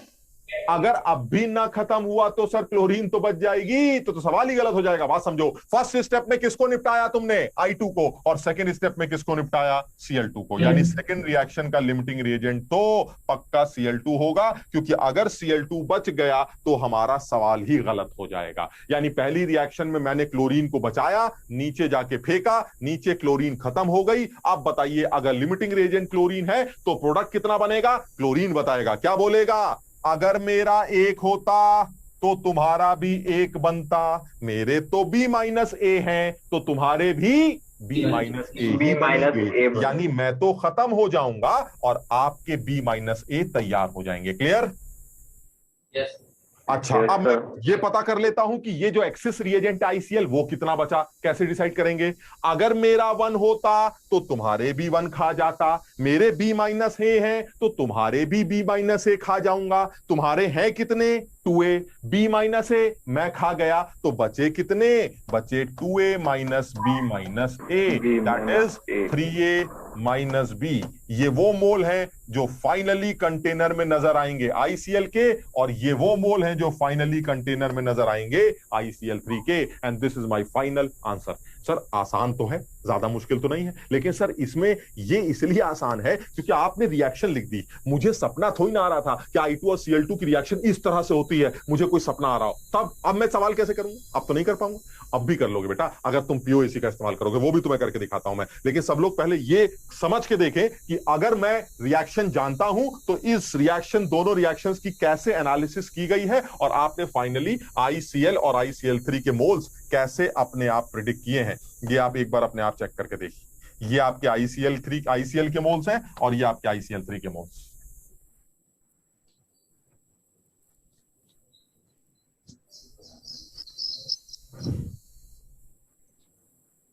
एक बार बताओ भाई, ये इंदिरापुरम वालों के लिए थोड़ा सा ये नया तो होगा, लेकिन मैं इसलिए थोड़ा सा ज्यादा बोल बोल के कर रहा हूं ये कि मेरे 1 तुम्हारे 1 बनाएगा, मेरे 2 तुम्हारे 2 बना, तो ये जो यूनिटरी मेथड में बार बार बोल रहा हूं, इसी से तुम्हारा काम चल जाएगा। अगर आप इस बात को समझ गए कि किसी भी रिएक्शन की क्वांटिटेटिव एनालिसिस कैसे की जाती, तो तुम समझो वो पूरी बात यहां पर आ रही है। सर सबसे पहले रिएक्शन लिख दीजिए, रिएक्शन लिखने के बाद उसको बैलेंस कर लीजिए, बैलेंस करने के बाद उन रिएक्टेंट्स के मोल्स डालिए, और मोल्स डालने के बाद कोने में जाके चेक करिए कौन सा आपका लिमिटिंग रिएजेंट है। इस सवाल में सर कोने में जाने से मदद नहीं मिलेगी, क्यों, क्योंकि ए और बी की वैल्यू नहीं दे रखी। लेकिन फिर भी मैं अकल लगा सकता हूं कि लिमिटिंग रिएजेंट वो आदमी होगा जो नीचे रिएक्शन में यूज ना हो रहा हो, और नीचे रिएक्शन में I2 यूज नहीं हो रहा है, क्योंकि नीचे Cl2 चाहिए तो ऊपर Cl2 को बचाना पड़ेगा। इसलिए लिमिटिंग रिएजेंट कौन होगा, I2, और Cl2 एक्सेस में होगी, और अगर I2 एक्सेस में होगा, नहीं Cl2 एक्सेस में होगी, और जो Cl2 एक्सेस में है वो नीचे जाके गिर जाएगी। अब कितना बच गई Cl2, कितना बन गया ICl, ये तो बड़ा आसान एनालिसिस है। उस एनालिसिस को कैसे किया, अगर बैलेंस इक्वेशन आपके पास है और लिमिटिंग रिएजेंट आपने पहचान लिया, तो हर सवाल का आंसर लिमिटिंग रिएजेंट ही देगा। कैसे देगा, अगर पूछा जाए कितना ICl बना तो लिमिटिंग रिएजेंट कैसे जवाब देता है, अगर मेरे 1 मोल होते, ये दिख रहा है बैलेंसिंग, तो ICl के भी 2 मोल बनते। बताओ ठीक है। ये बात मैं इंदिरापुरम वालों के लिए बोल रहा हूं क्योंकि बाकी बच्चे मुझे लगता है इस बात को आसान समझते हैं, है ना, बाकी बच्चे इस बात को जानते हैं। ठीक, तो अगर I2 का 1 मोल होता तो ICl के 2 मोल बनते। अगर I2 के तुम्हें सवाल में A मोल दे रखे हैं तो ICl के कितने मोल बनेंगे, 2A मोल्स। क्लियर है?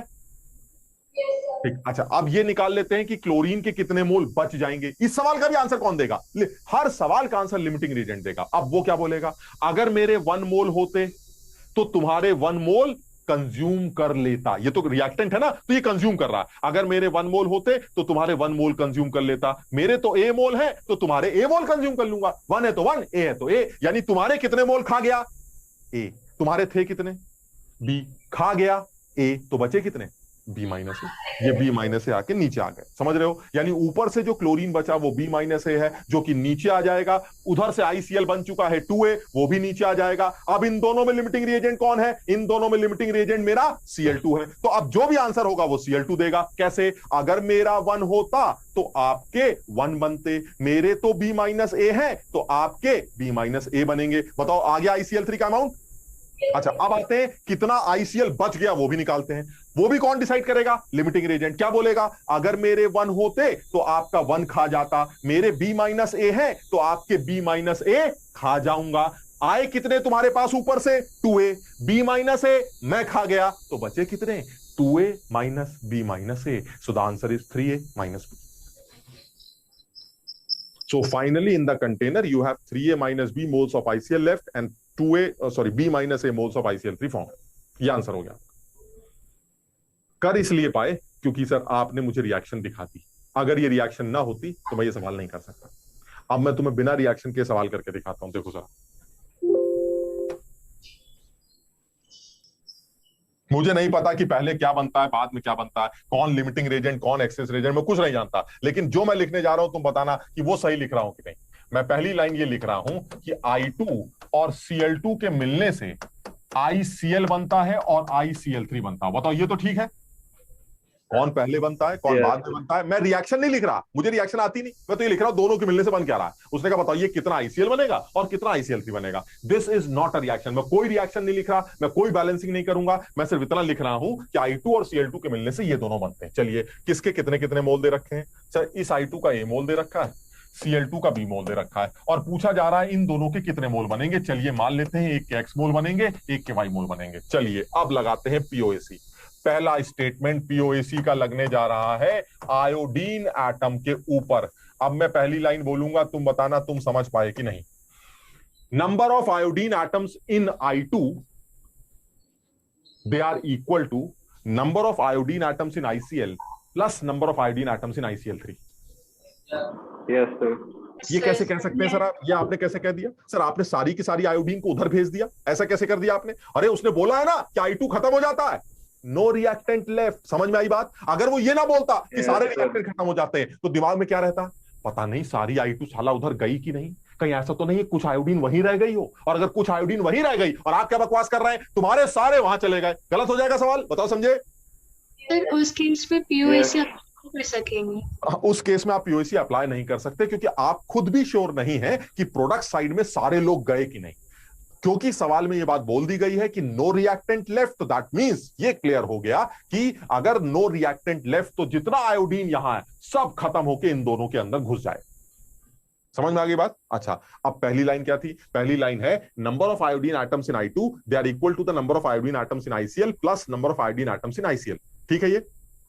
दूसरी लाइन, अगर नंबर बराबर है तो मोल्स भी बराबर होंगे, यानी number of moles of iodine atom in I2 they are equal to number of moles of iodine atom in ICl plus number of moles of iodine atom in ICl3। अब आते हैं तीसरी line, number of moles of iodine atoms in I2 को क्या ये लिख सकते हैं 2 into मोल्स ऑफ I2? बस यही इंपॉर्टेंट है, जिनको ये समझ में आ जाएगा उनके लिए ये POC आसान हो जाएगी एकदम। ये तीसरी लाइन लिखने जा रहा हूं, 2 into मोल्स ऑफ आयोडीन। तुम बताओ जरा सोच के, 2 into moles of iodine indirectly किसके बराबर? वो I एटम्स के मोल्स के बराबर। जितने I2 के मोल होंगे उसके डबल आयोडीन एटम्स के मोल होंगे, क्योंकि यहां सबस्क्रिप्ट क्या लिखा है, वो तो ऐसे भी तुम समझो ना, अगर I2 का एक मॉलिक्यूल है तो एटम कितने होंगे? 2। अगर I2 के 2 मॉलिक्यूल है तो एटम्स कितने होंगे? 4, क्योंकि आयोडीन के 2 एटम के मिलने से एक आयोडीन का मॉलिक्यूल बनता है। तो जितने भी आयोडीन के मोल होंगे I2 के, उसके दुगने आयोडीन एटम्स होंगे। क्लियर है? ये तीसरी वाली लाइन समझ में आई? यानी अगर आपको इस I2 के अंदर आयोडीन के एटम्स निकालने हैं तो वो होंगे आयोडीन के मोल्स का 2 टाइम्स। चलिए ठीक है, उधर चलते हैं। इज इक्वल टू, कोई सोच के बताएगा कि यहां पर आयोडीन के कितने मोल्स होंगे? आयोडीन एटम के जितने ICl के उतना इंटू 1, यानी कि यह आ गया x इंटू 1, क्योंकि यहां सबस्क्रिप्ट 1। और ये बताओ जरा जल्दी से, इधर आयोडीन के कितने एटम्स होंगे? Y into 1। आई बात समझ में? यानी ये मेरी पहली इक्वेशन है।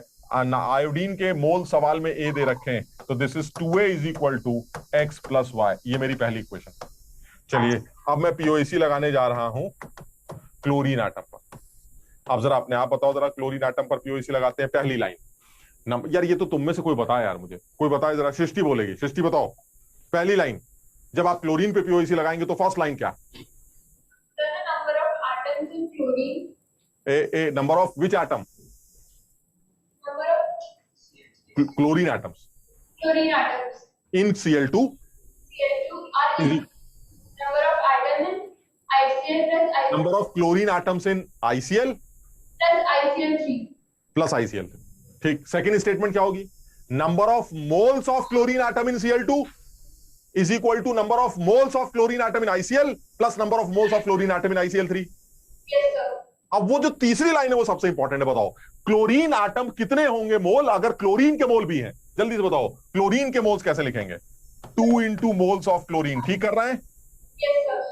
2 into moles of chlorine is equal to 1 into moles of X, moles of ICl plus 3 into moles of Y. बिल्कुल सही, 3 into moles of ICl3। यानी कहने का मतलब यह हुआ कि ये जो तीसरी लाइन है इसके अकॉर्डिंगली जो इक्वेशन बनेगी वो बनेगी 2b is equal to x plus 3y। यानी ये मेरी पहली इक्वेशन है, ये मेरी सेकंड इक्वेशन है। इन दोनों इक्वेशंस को यूज करके क्या मैं x और y सॉल्व कर सकता हूं? आप x और y सॉल्व कर लीजिए, अभी आपको 1 सेकंड में x और y की वैल्यू मिल जाएगी और इन दोनों के मोल्स मिल जाएंगे। आंसर वही आएगा जो आपने अभी निकाला था इससे पहले। बिना इक्वेशन के, बिना बैलेंसिंग के आप ICl और ICl3 के मोल्स कैलकुलेट कर सकते हैं, लेकिन उसके लिए आपको दिल से ही बात मानना था कि आयोडीन के सारे एटम्स यहां से वहां चले गए और क्लोरीन के सारे एटम्स वहां चले गए, क्योंकि सवाल में यह बात मेंशन की गई थी। इसमें जो तुम्हें तकलीफ हो रही होगी, तुम में से कुछ लोगों को वो तकलीफ सिर्फ ये है, लेकिन अब अगर अब भी तुम नहीं समझ रहे हो तो तुम्हें एक बार रिवाइज कर लेना चाहिए। ये जो स्टेटमेंट है ना, सवाल तो यहीं से निकल के आता है। शुरू की जो 2 लाइनें आप बोलते हैं वो तो बकवास है, मेन लाइन ये है क्योंकि सॉल्यूशन तो यहां से निकल के आता है। तो ये वाली जो लाइन है उसको समझो कि अगर आप आयोडीन के मोल्स यहां पर निकालना चाहते हैं, आयोडीन एटम्स के मोल यहां निकालना चाहते हैं, तो आयोडीन मॉलिक्यूल के जितने मोल है उसको 2 से मल्टीप्लाई कर दीजिए, दैट इज 2a। यहां पर अगर आप आयोडीन एटम के मोल निकालना चाहते हैं तो जितने ICl के हैं उसको 1 से मल्टीप्लाई कर दीजिए। ICl के कितने हैं? x, तो x into 1 they will be moles of iodine atom. इसी तरह से यहां पर आयोडीन एटम के मोल y into 1 होंगे। इसी तरह से जब आप क्लोरीन की बात करें तो 2 into b is equal to x into 1 plus y into 3। ये आपकी 2 इक्वेशंस बनती हैं। इससे x और y सॉल्व कर लेंगे। जल्दी से सॉल्व करके बताओ x की वैल्यू कितनी आ रही है?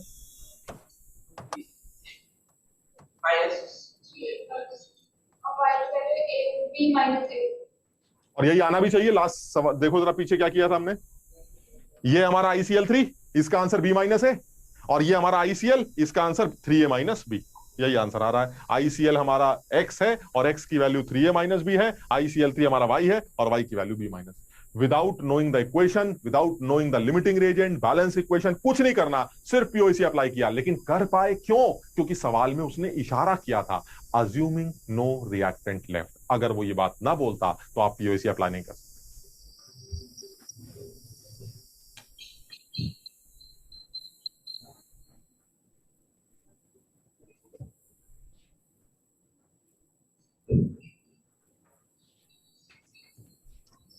एक सवाल और दूं प्रैक्टिस के लिए यहीं पर।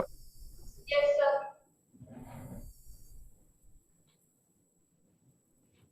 सब लोगों को यहां तक कुछ कुछ समझ में आ गया। एक सवाल और कर लेंगे तो शायद पक्का हो जाएगा ये। ठीक, एक सवाल और कर लेते हैं, थोड़ा सा इससे और अच्छा, हल्का सा, सेम है एकदम।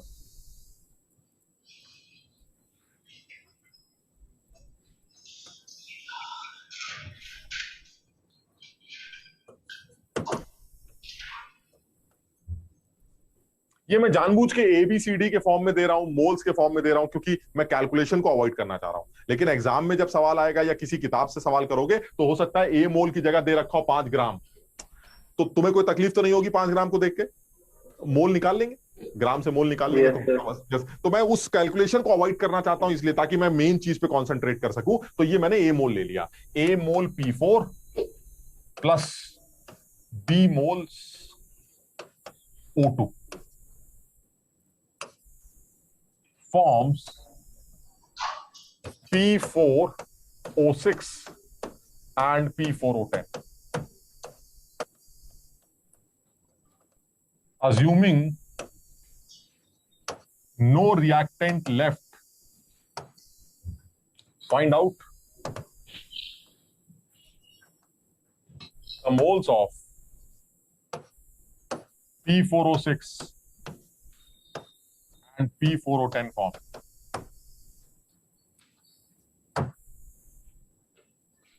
देखो मैं तो चाहता हूं तुम इसको POC से ही करो, लेकिन फिर भी मैं, क्योंकि कहीं ऐसा ना हो इस बात से रिलेटेड कोई सवाल कभी हमको IIT पेपर में या किसी अच्छे एग्जाम में देखने को मिल जाए, तो मैं तुम्हें फिर अपनी तरफ से ही बता रहा हूं कि P4 और O2 के मिलने से जो ये 2 प्रोडक्ट बनते हैं वो इस तरह से बनते हैं।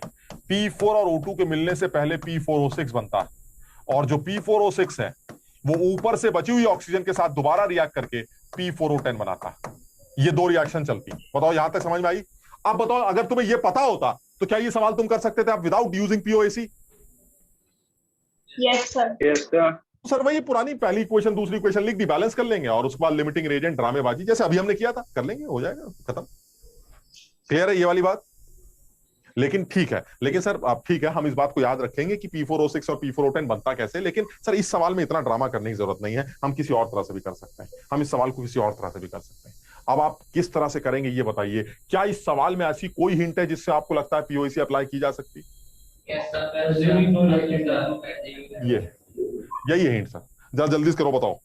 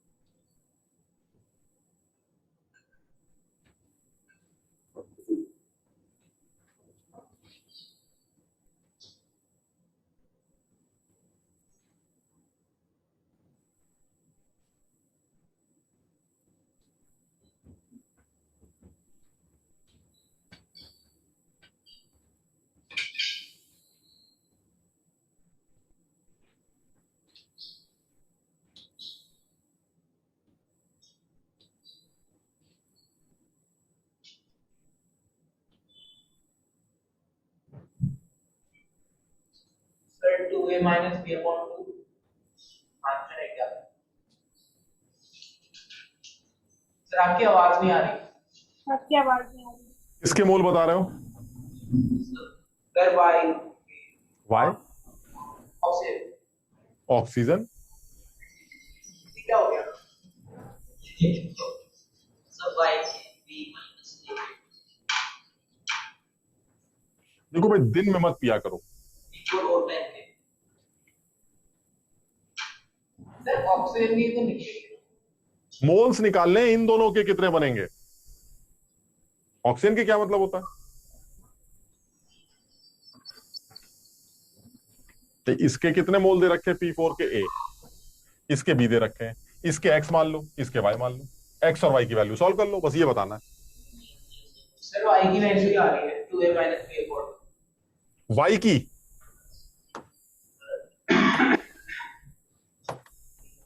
सबसे पहले फास्फोरस पर POAC लगाओ। बताओ फास्फोरस पर POAC लगाएंगे तो जो एक इक्वेशन बनेगी वो क्या बनेगी, ये बताओ बस। फास्फोरस पे 4a शाबाश is equal to 4x plus 4y। शाबाश। बताओ ये बात सब लोग एग्री करते हैं इस बच्चे से?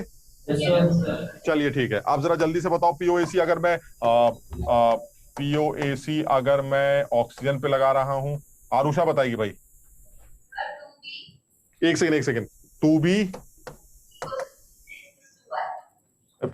Is equal to 6x plus 2y. ए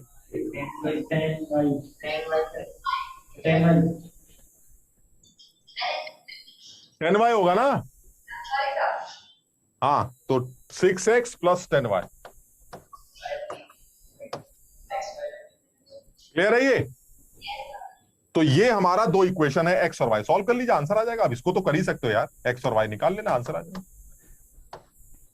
जो भी आएगा मुझे याद नहीं भाई। अब ये लीनियर इक्वेशन तुम्हें सॉल्व करना आता है, तुम अपने आप सॉल्व कर लेना। अब देखो तुमने यहां पर बिना इक्वेशन जाने कौन लिमिटिंग कौन एक्सेस कुछ नहीं, सीधे सर ये बताइए POAC लगेगी कि नहीं? आप बिल्कुल लगा दो। हमने कहा कैसे पता? कह रहा सारे खत्म हो जाएंगे, और कहां कहां गए ये भी तुम्हें पता है। सारा फास्फोरस इन दोनों के अंदर है, सारा ऑक्सीजन इन दोनों के अंदर है, यानी वो फास्फोरस और ऑक्सीजन कहां कहां है ये भी पता चल गया, और वो लोग सारे इधर आ गए ये भी पता चल गया। यही POAC की लिमिटेशन है और यही POAC की रिक्वायरमेंट है कि जिस एटम पर POAC लगाई जा रही है वो एटम कहां था कहां है ये पता होना चाहिए। वो पहली बात तो सारा का सारा प्रोडक्ट के पास पहुंच जाना चाहिए, पहली बात, और दूसरी बात प्रोडक्ट में वो कहां कहां है ये आपको पता होना चाहिए। पता चला अगर आपके दिमाग में जरा सा भी डाउट रह गया, यार पता नहीं सारा फास्फोरस जो है वो इन्हीं दोनों के अंदर है या कुछ और भी बना होगा, हो सकता है कुछ और ना बन गया हो फास्फोरस का, तो आप सवाल मत करिए क्योंकि फिर तो गलत हो जाए। क्योंकि तुम खुद ही समझो ना, अगर कोई और एलिमेंट भी फास्फोरस का कंपाउंड बना तो आप पीओसी गलत लगा रहे ना कि सारा फास्फोरस इन दोनों के अंदर है। अरे वहां भी तो है तीसरे वाले के अंदर, वो तुम्हें पता ही नहीं।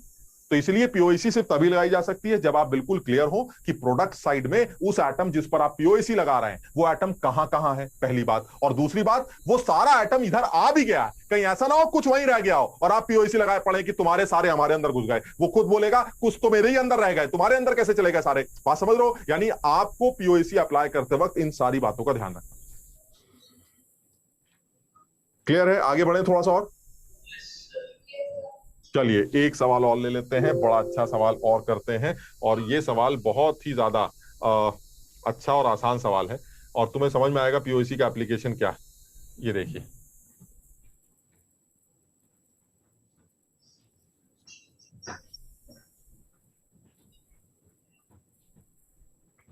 एक बार पढ़ो और समझो बात।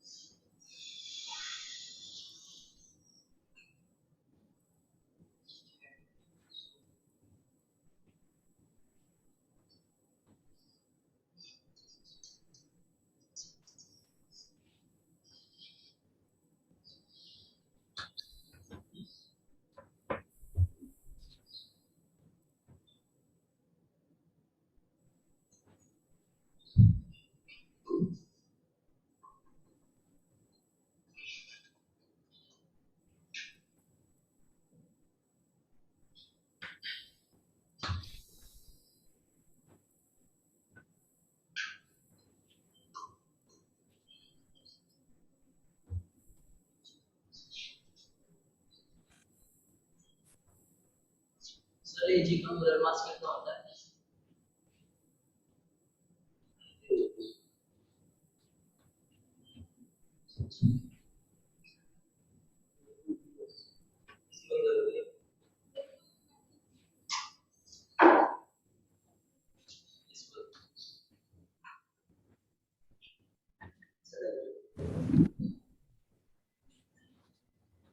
अरे भाई बताओ, कुछ समझ में आया? पहले ये सोचो पीओसी समझ में आई कि नहीं इसमें। अच्छा, पीओसी की जरूरत क्या है पहले ये देखो, इस सवाल में क्या जरूरत है? सर इस सवाल में जरूरत ये है कि हमें कुछ समझ में नहीं आ रहा हो क्या रहा है। मतलब सवाल ये है कि देखने से ऐसा लग रहा है, जो सवाल है वो ये है कि मेरे पास एक कॉइन, सिल्वर कॉइन, ठीक, इस सिल्वर कॉइन में कुछ तो सिल्वर है, कुछ क्या मतलब काफी सिल्वर है और कुछ गंदगी। मान लीजिए ये हमारा प्योर सिल्वर है और ये हमारा जो है इम्प्योरिटी। और वैसे भी मेरे ख्याल से तुम समझते भी होगे कि ये जो महंगे वाले आदमी होते हैं, सिल्वर हो गया, गोल्ड हो गया, ये सब प्योर होते भी नहीं है। मतलब प्योर होते नहीं मतलब जैसे क्वाइन हो गया या ज्वेलरी हो गई, तो ये जनरली प्योर गोल्ड से या प्योर सिल्वर से बनाई भी नहीं जाती, क्योंकि प्योर फॉर्म जो गोल्ड या सिल्वर की होती है काफी सॉफ्ट होती है। अब क्वाइन है, अब तुम सोच रहे हो सिल्वर का, प्योर सिल्वर का क्वाइन है, वो साला ऐसे हाथ से मुड़ जाएगा, पता जेब में रखी घूम गया, इधर गिर गया, वो घूम गया, तो उसमें कुछ गंदगी मिला के उसको मजबूत करते हैं, ठीक है ना। तो वो यही बताना चाह रहा है कि भाई मेरे पास एक ऐसी ज्वेलरी भी होती है जो जनरली 24 कैरेट पे ज्वेलरी नहीं मिलती। जनरली ज्वेलरी जो होती है वो 18 कैरेट में या 20 कैरेट में या 16 कैरेट में या 14 कैरेट में बनाई जाती है। क्यों? क्योंकि वो गंदगी मिलाना चाहते हैं उसके अंदर ताकि ज्वेलरी हार्ड हो जाए। अदरवाइज सॉफ्ट अपना गोल्ड कान में लटका गिर गया तो मस्त हो गया, टूट टाट के समझ। तो इन सब चीजों का ध्यान में रखते हुए उन्होंने क्या बोला है कि भाई मेरे पास एक सिल्वर कॉइन है और ये जो सिल्वर कॉइन है इसके अंदर ये सिल्वर कॉइन का टोटल वेट 11.34 टोटल, यानी गंदा संदा सब मिला के 11.34 ग्राम। तो कह रहा है बताइए इसके अंदर प्योर सिल्वर की परसेंटेज क्या, कैसे निकलेगी प्योर सिल्वर की परसेंटेज? अगर इसके अंदर सिल्वर का वेट पता चल जाए तो परसेंटेज निकल आएगी। समझ लो कि नहीं बात को? टोटल कॉइन का वेट पता है, अगर आपको सिल्वर का वेट पता चल जाए तो परसेंटेज निकाल लोगे ना। तो आपको सिल्वर के वेट के बारे में सोचना है। कैसे निकालें सर? उसने एक इंफॉर्मेशन दी है कि आपने इस आदमी को जो है न जाने किसके अंदर डिसॉल्व कर दिया है, HNO3। देखिए ऐसा है सर, आपने क्योंकि कोई रिएक्शन वगैरह नहीं दे रखी है तो मुझे तो वैसे ही नहीं समझ में आ रहा कि हो क्या रहा है। हाँ ये ठीक है सर, डिसॉल्व करना कर दीजिए, मुझे रिएक्शन नहीं पता क्या होगा। डिसॉल्व करने के बाद वो कह रहा है कि सेकंड स्टेप में मैंने इसके अंदर NaCl डाल दिया। मैंने कहा चलिए ये भी बहुत बढ़िया किया आपने। पता ये चला कि जो Ag है वो AgCl के फॉर्म में प्रेसिपिटेट कर गया 14.35 ग्राम्स। ये Ag कहां से आ गया यार यहां? सर ये प्योर Ag है जो गिरता गिरता गिरता गिरता गिरता AgCl के अंदर घुस गया। बताओ समझे? और वो साफ कह रहा है ऑल द सिल्वर। क्या पता चला? ऑल द सिल्वर ना बोलता तो क्या करते? पता नहीं सर सारा सिल्वर यहां आया है कि नहीं आया। वो खुद कह रहा भैया सारा का सारा सिल्वर कहां से? कॉइन से निकल कर कहां गया? AgCl के अंदर। अब क्या ये कह सकते हो जितना सिल्वर के मोल यहां है उतने सिल्वर के मोल वहां होंगे? खत्म हो गया। यहां सिल्वर के मोल नहीं दिखाई देते तुम्हें? जितने AgCl के होंगे उतने ही सिल्वर के मोल होंगे। वो सिल्वर के मोल वहां निकालो, वेट निकालो, परसेंटेज निकालो, खत्म हो गया सवाल। समझने की कोशिश करो, थोड़ी सी अकल लगाओ। यानी एक चीज क्लियर है कि ये वाली जो लाइन लिखी गई है all the silver present in the coin, वो सारा का सारा AgCl के फॉर्म में प्रेसिपिटेट कर रहा है। ये बिल्कुल ठीक स्टेटमेंट लगता है और इस स्टेटमेंट की मदद से मैं बिल्कुल साफ निकाल सकता हूं कि moles of Ag in AgCl is equal to moles of Ag in coin. Clear है ये? Yes, sir. And moles of Ag in AgCl will be equal to the moles of AgCl. याद है इसके जितने मोल होंगे उतने ही सिल्वर के मोल होंगे बिकॉज Ag का कोफिशिएंट 1 है सबस्क्रिप्ट। तो अगर AgCl के मोल पता चल जाएंगे तो Ag के मोल पता चल जाएंगे, यानी Ag के मोल हो गए जितने AgCl के मोल हैं। और AgCl के मोल कितने हैं? 114.35 divided by 143.5 and that is 0.1 मोल। यानी AgCl के मोल 0.1 है और यही Ag के मोल होंगे और यही Ag के कॉइन के अंदर पड़े हुए मोल होंगे। यानी मुझे भाई साहब सब लोगों के मोल दिखते हैं। ये मैंने इसलिए निकाल लिया क्योंकि मुझे सिल्वर के बारे में पता था, तुम्हें शायद नहीं पता तो वो एग्जाम में देगा। सिल्वर का एटॉमिक वेट 108 होता है और क्लोरीन का 35.5 होता है। इन दोनों को यूज करके ये 143.5 आएगा overall molecular weight of AgCl. So moles of AgCl will be 14.35 upon 143.5 and the moles of AgCl will be equal to the moles of Ag. So ultimately the moles of Ag in the coin they will be equal to 0.1. यानी यहां पर जो silver के मोल है वो 0.1 मोल। 0.1 मोल का मतलब कितना वेट हुआ? 10.8 ग्राम बिकॉज सिल्वर का एटॉमिक वेट कितना है? 108। यानी 0.1 मोल का मतलब हुआ 10.8 ग्राम। बताओ परसेंटेज कितनी हुई? 10.8 अपॉन 11.34 इंटू 100%। कितना आएगा? 91%।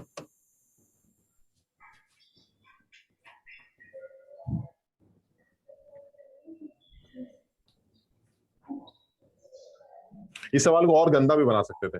सिल्वर का कॉइन लेते हैं, उसको पहले ए में डालते हैं, फिर बी में डालते हैं। उसको मतलब पहले ए में डालते हैं, ए से जो प्रोडक्ट बनेगा उसको बी में डालते हैं, बी से जो प्रोडक्ट बनेगा उसको सी में डालते हैं, सी से प्रोडक्ट बना जो उसको डी में डालते हैं और फाइनली AgCl का प्रेसिपिटेट बनेगा 14.35। बताइए सिल्वर की परसेंटेज कितनी? सिल्वर कॉइन के अंदर सिल्वर कितना?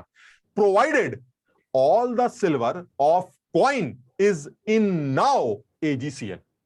बस बीच में 50 रिएक्शन हो रही है, मुझे आपसे मतलब ही नहीं।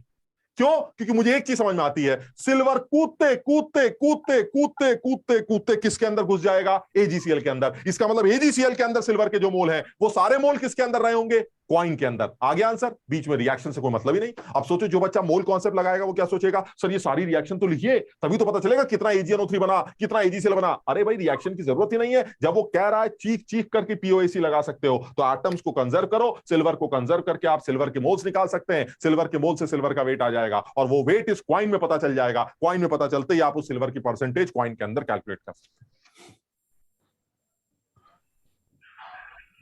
ओजस समझ में आया बेटा? Yes, sir. Yes, sir. वैभव? Yes, sir. शुभ शुभ समझ में आया बेटा? Yes, sir. पीछे जो खंबे पे बैठे हैं लोग समझ में आया बेटा? Yes, sir. तुम लोग इतना पीछे क्यों बैठते हो? आगे की तरफ बैठा करो। सर पीछे से सही दिखता है? Yes, sir. Yes, sir. अच्छा, तो आगे वाले लोगों ने कम पैसे दिए क्या?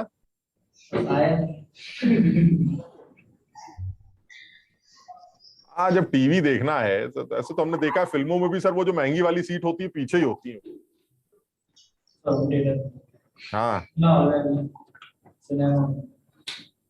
अर्शदीप समझ में आया बेटा? Yes sir.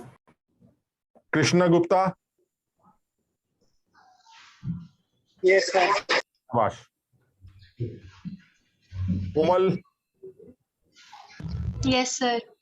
तो ये आसान था, मतलब समझो ये थोड़ा सा लेकिन फिर वही तुम ये दिमाग से निकाल देना कि सर अब तो हम कोई भी सवाल पीओसी कर सकते हैं, बड़ा लिमिटेड मामला है, समझो। अब देखो ये कितना कुछ चिल्ला चिल्ला के बोलना पड़ता है, assume all the atoms all the reactants are finished और ऐसे करके, मतलब समझो वो चीख चीख के कहेगा पीओसी लगाओ पीओसी लगाओ। अदरवाइज नॉर्मल सवालों में आप पीओसी अप्लाई नहीं कर सकते, क्योंकि पीओसी बहुत। अब सोचो अगर मान लो इस सवाल में ये वाली लाइन ना लिखी जाए, ठीक है, ये वाली लाइन हटा देते हैं। अब बताओ तुम्हारे दिमाग में क्या डाउट आ सकता है?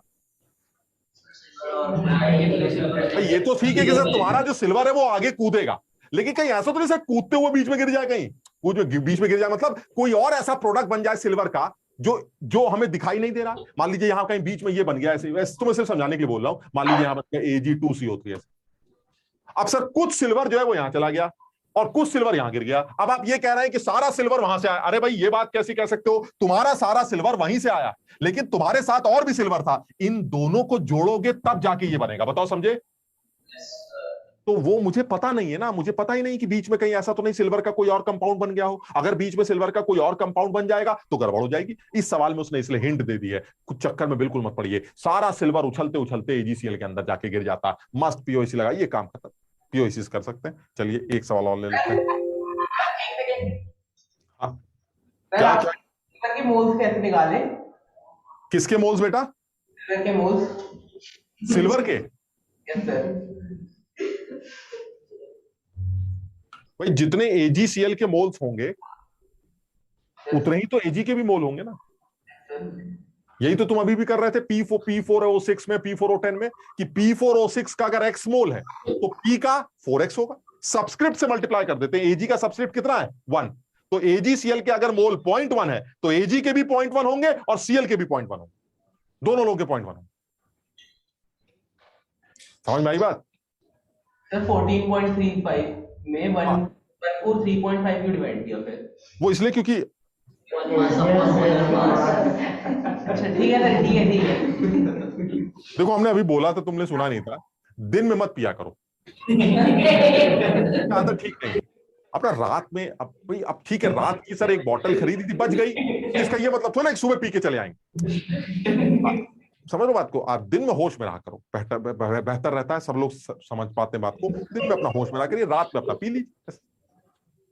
समझ पा रहे हो? अभी भी इस चक्कर में रहे हो कि मोल कैसे निकलते हैं? बताइए।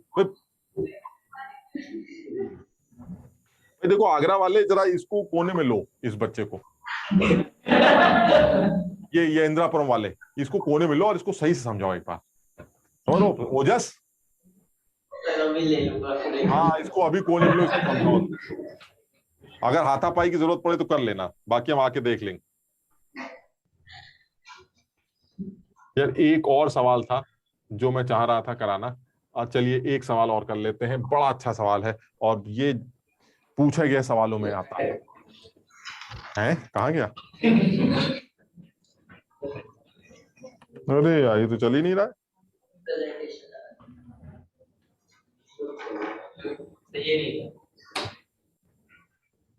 ये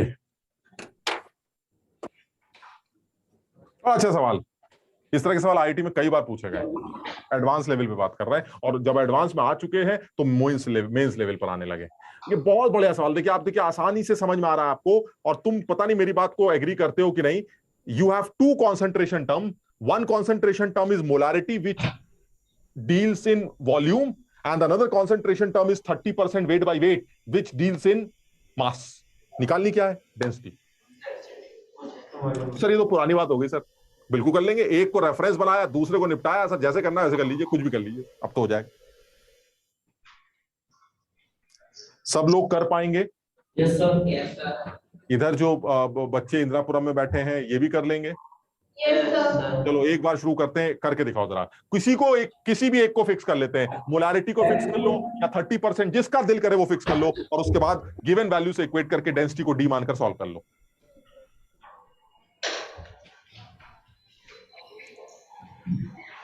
वैभव कर लिया क्या? पोटेशियम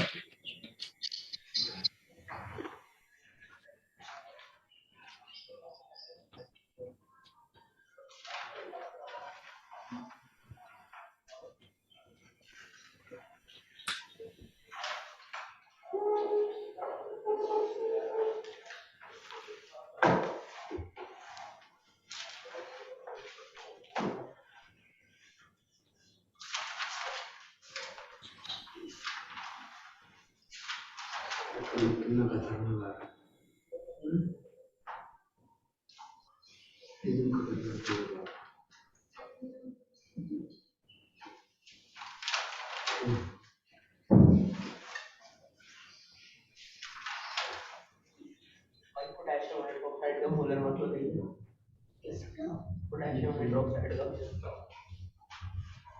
तो सॉल्व कैसे करते हैं?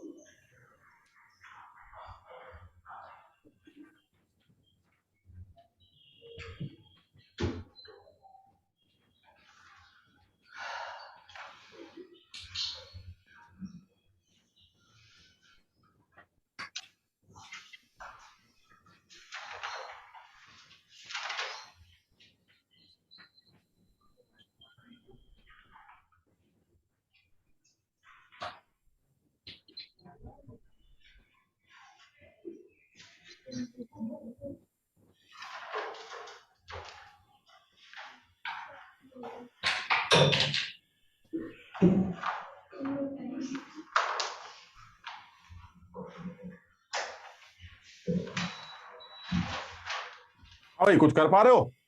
Yes sir.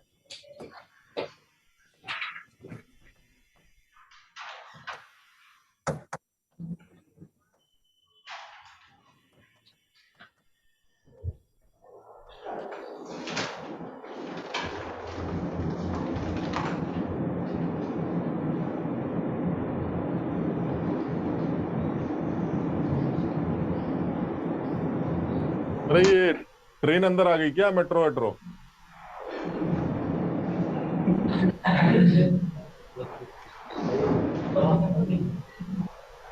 आगरा में भी मेट्रो है क्या? अभी नहीं आई। सर अंडर वर्क, सभी वर्क चल रहा है उस पर। ठीक है, ये इस तरह से एक्सप्लेन कर लेंगे, डेंसिटी को डी मान लेंगे, मोलारिटी निकाल लेंगे, हो गया solve. Molarity is equal two moles of solute. 30 gram QOH से मोल्स कितने आएंगे?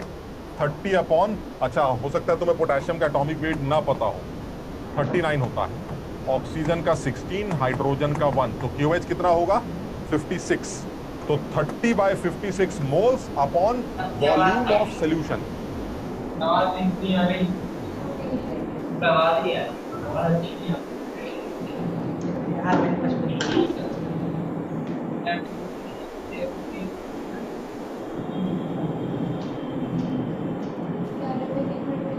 यार ये कहाँ ट्रेन चल रही है यार?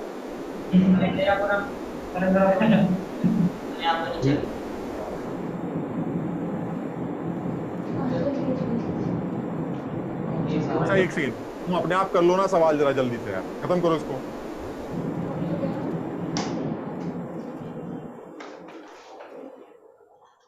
बंद हो गई? हाँ बंद हो गई। की आवाज है। किसकी? AC की आवाज थी है। तो 30 gram of KOH dissolve in 100 gram of solution, यही लिखते हैं है ना। और उसके बाद आप मोलारिटी का इक्वेशन डेंसिटी के टर्म में। अब यार ये सब पुराना हो गया तुम्हारे लिए यार, बार बार वही करवा रहे हो। डी की वैल्यू निकाल लीजिए, सॉल्व हो जाए।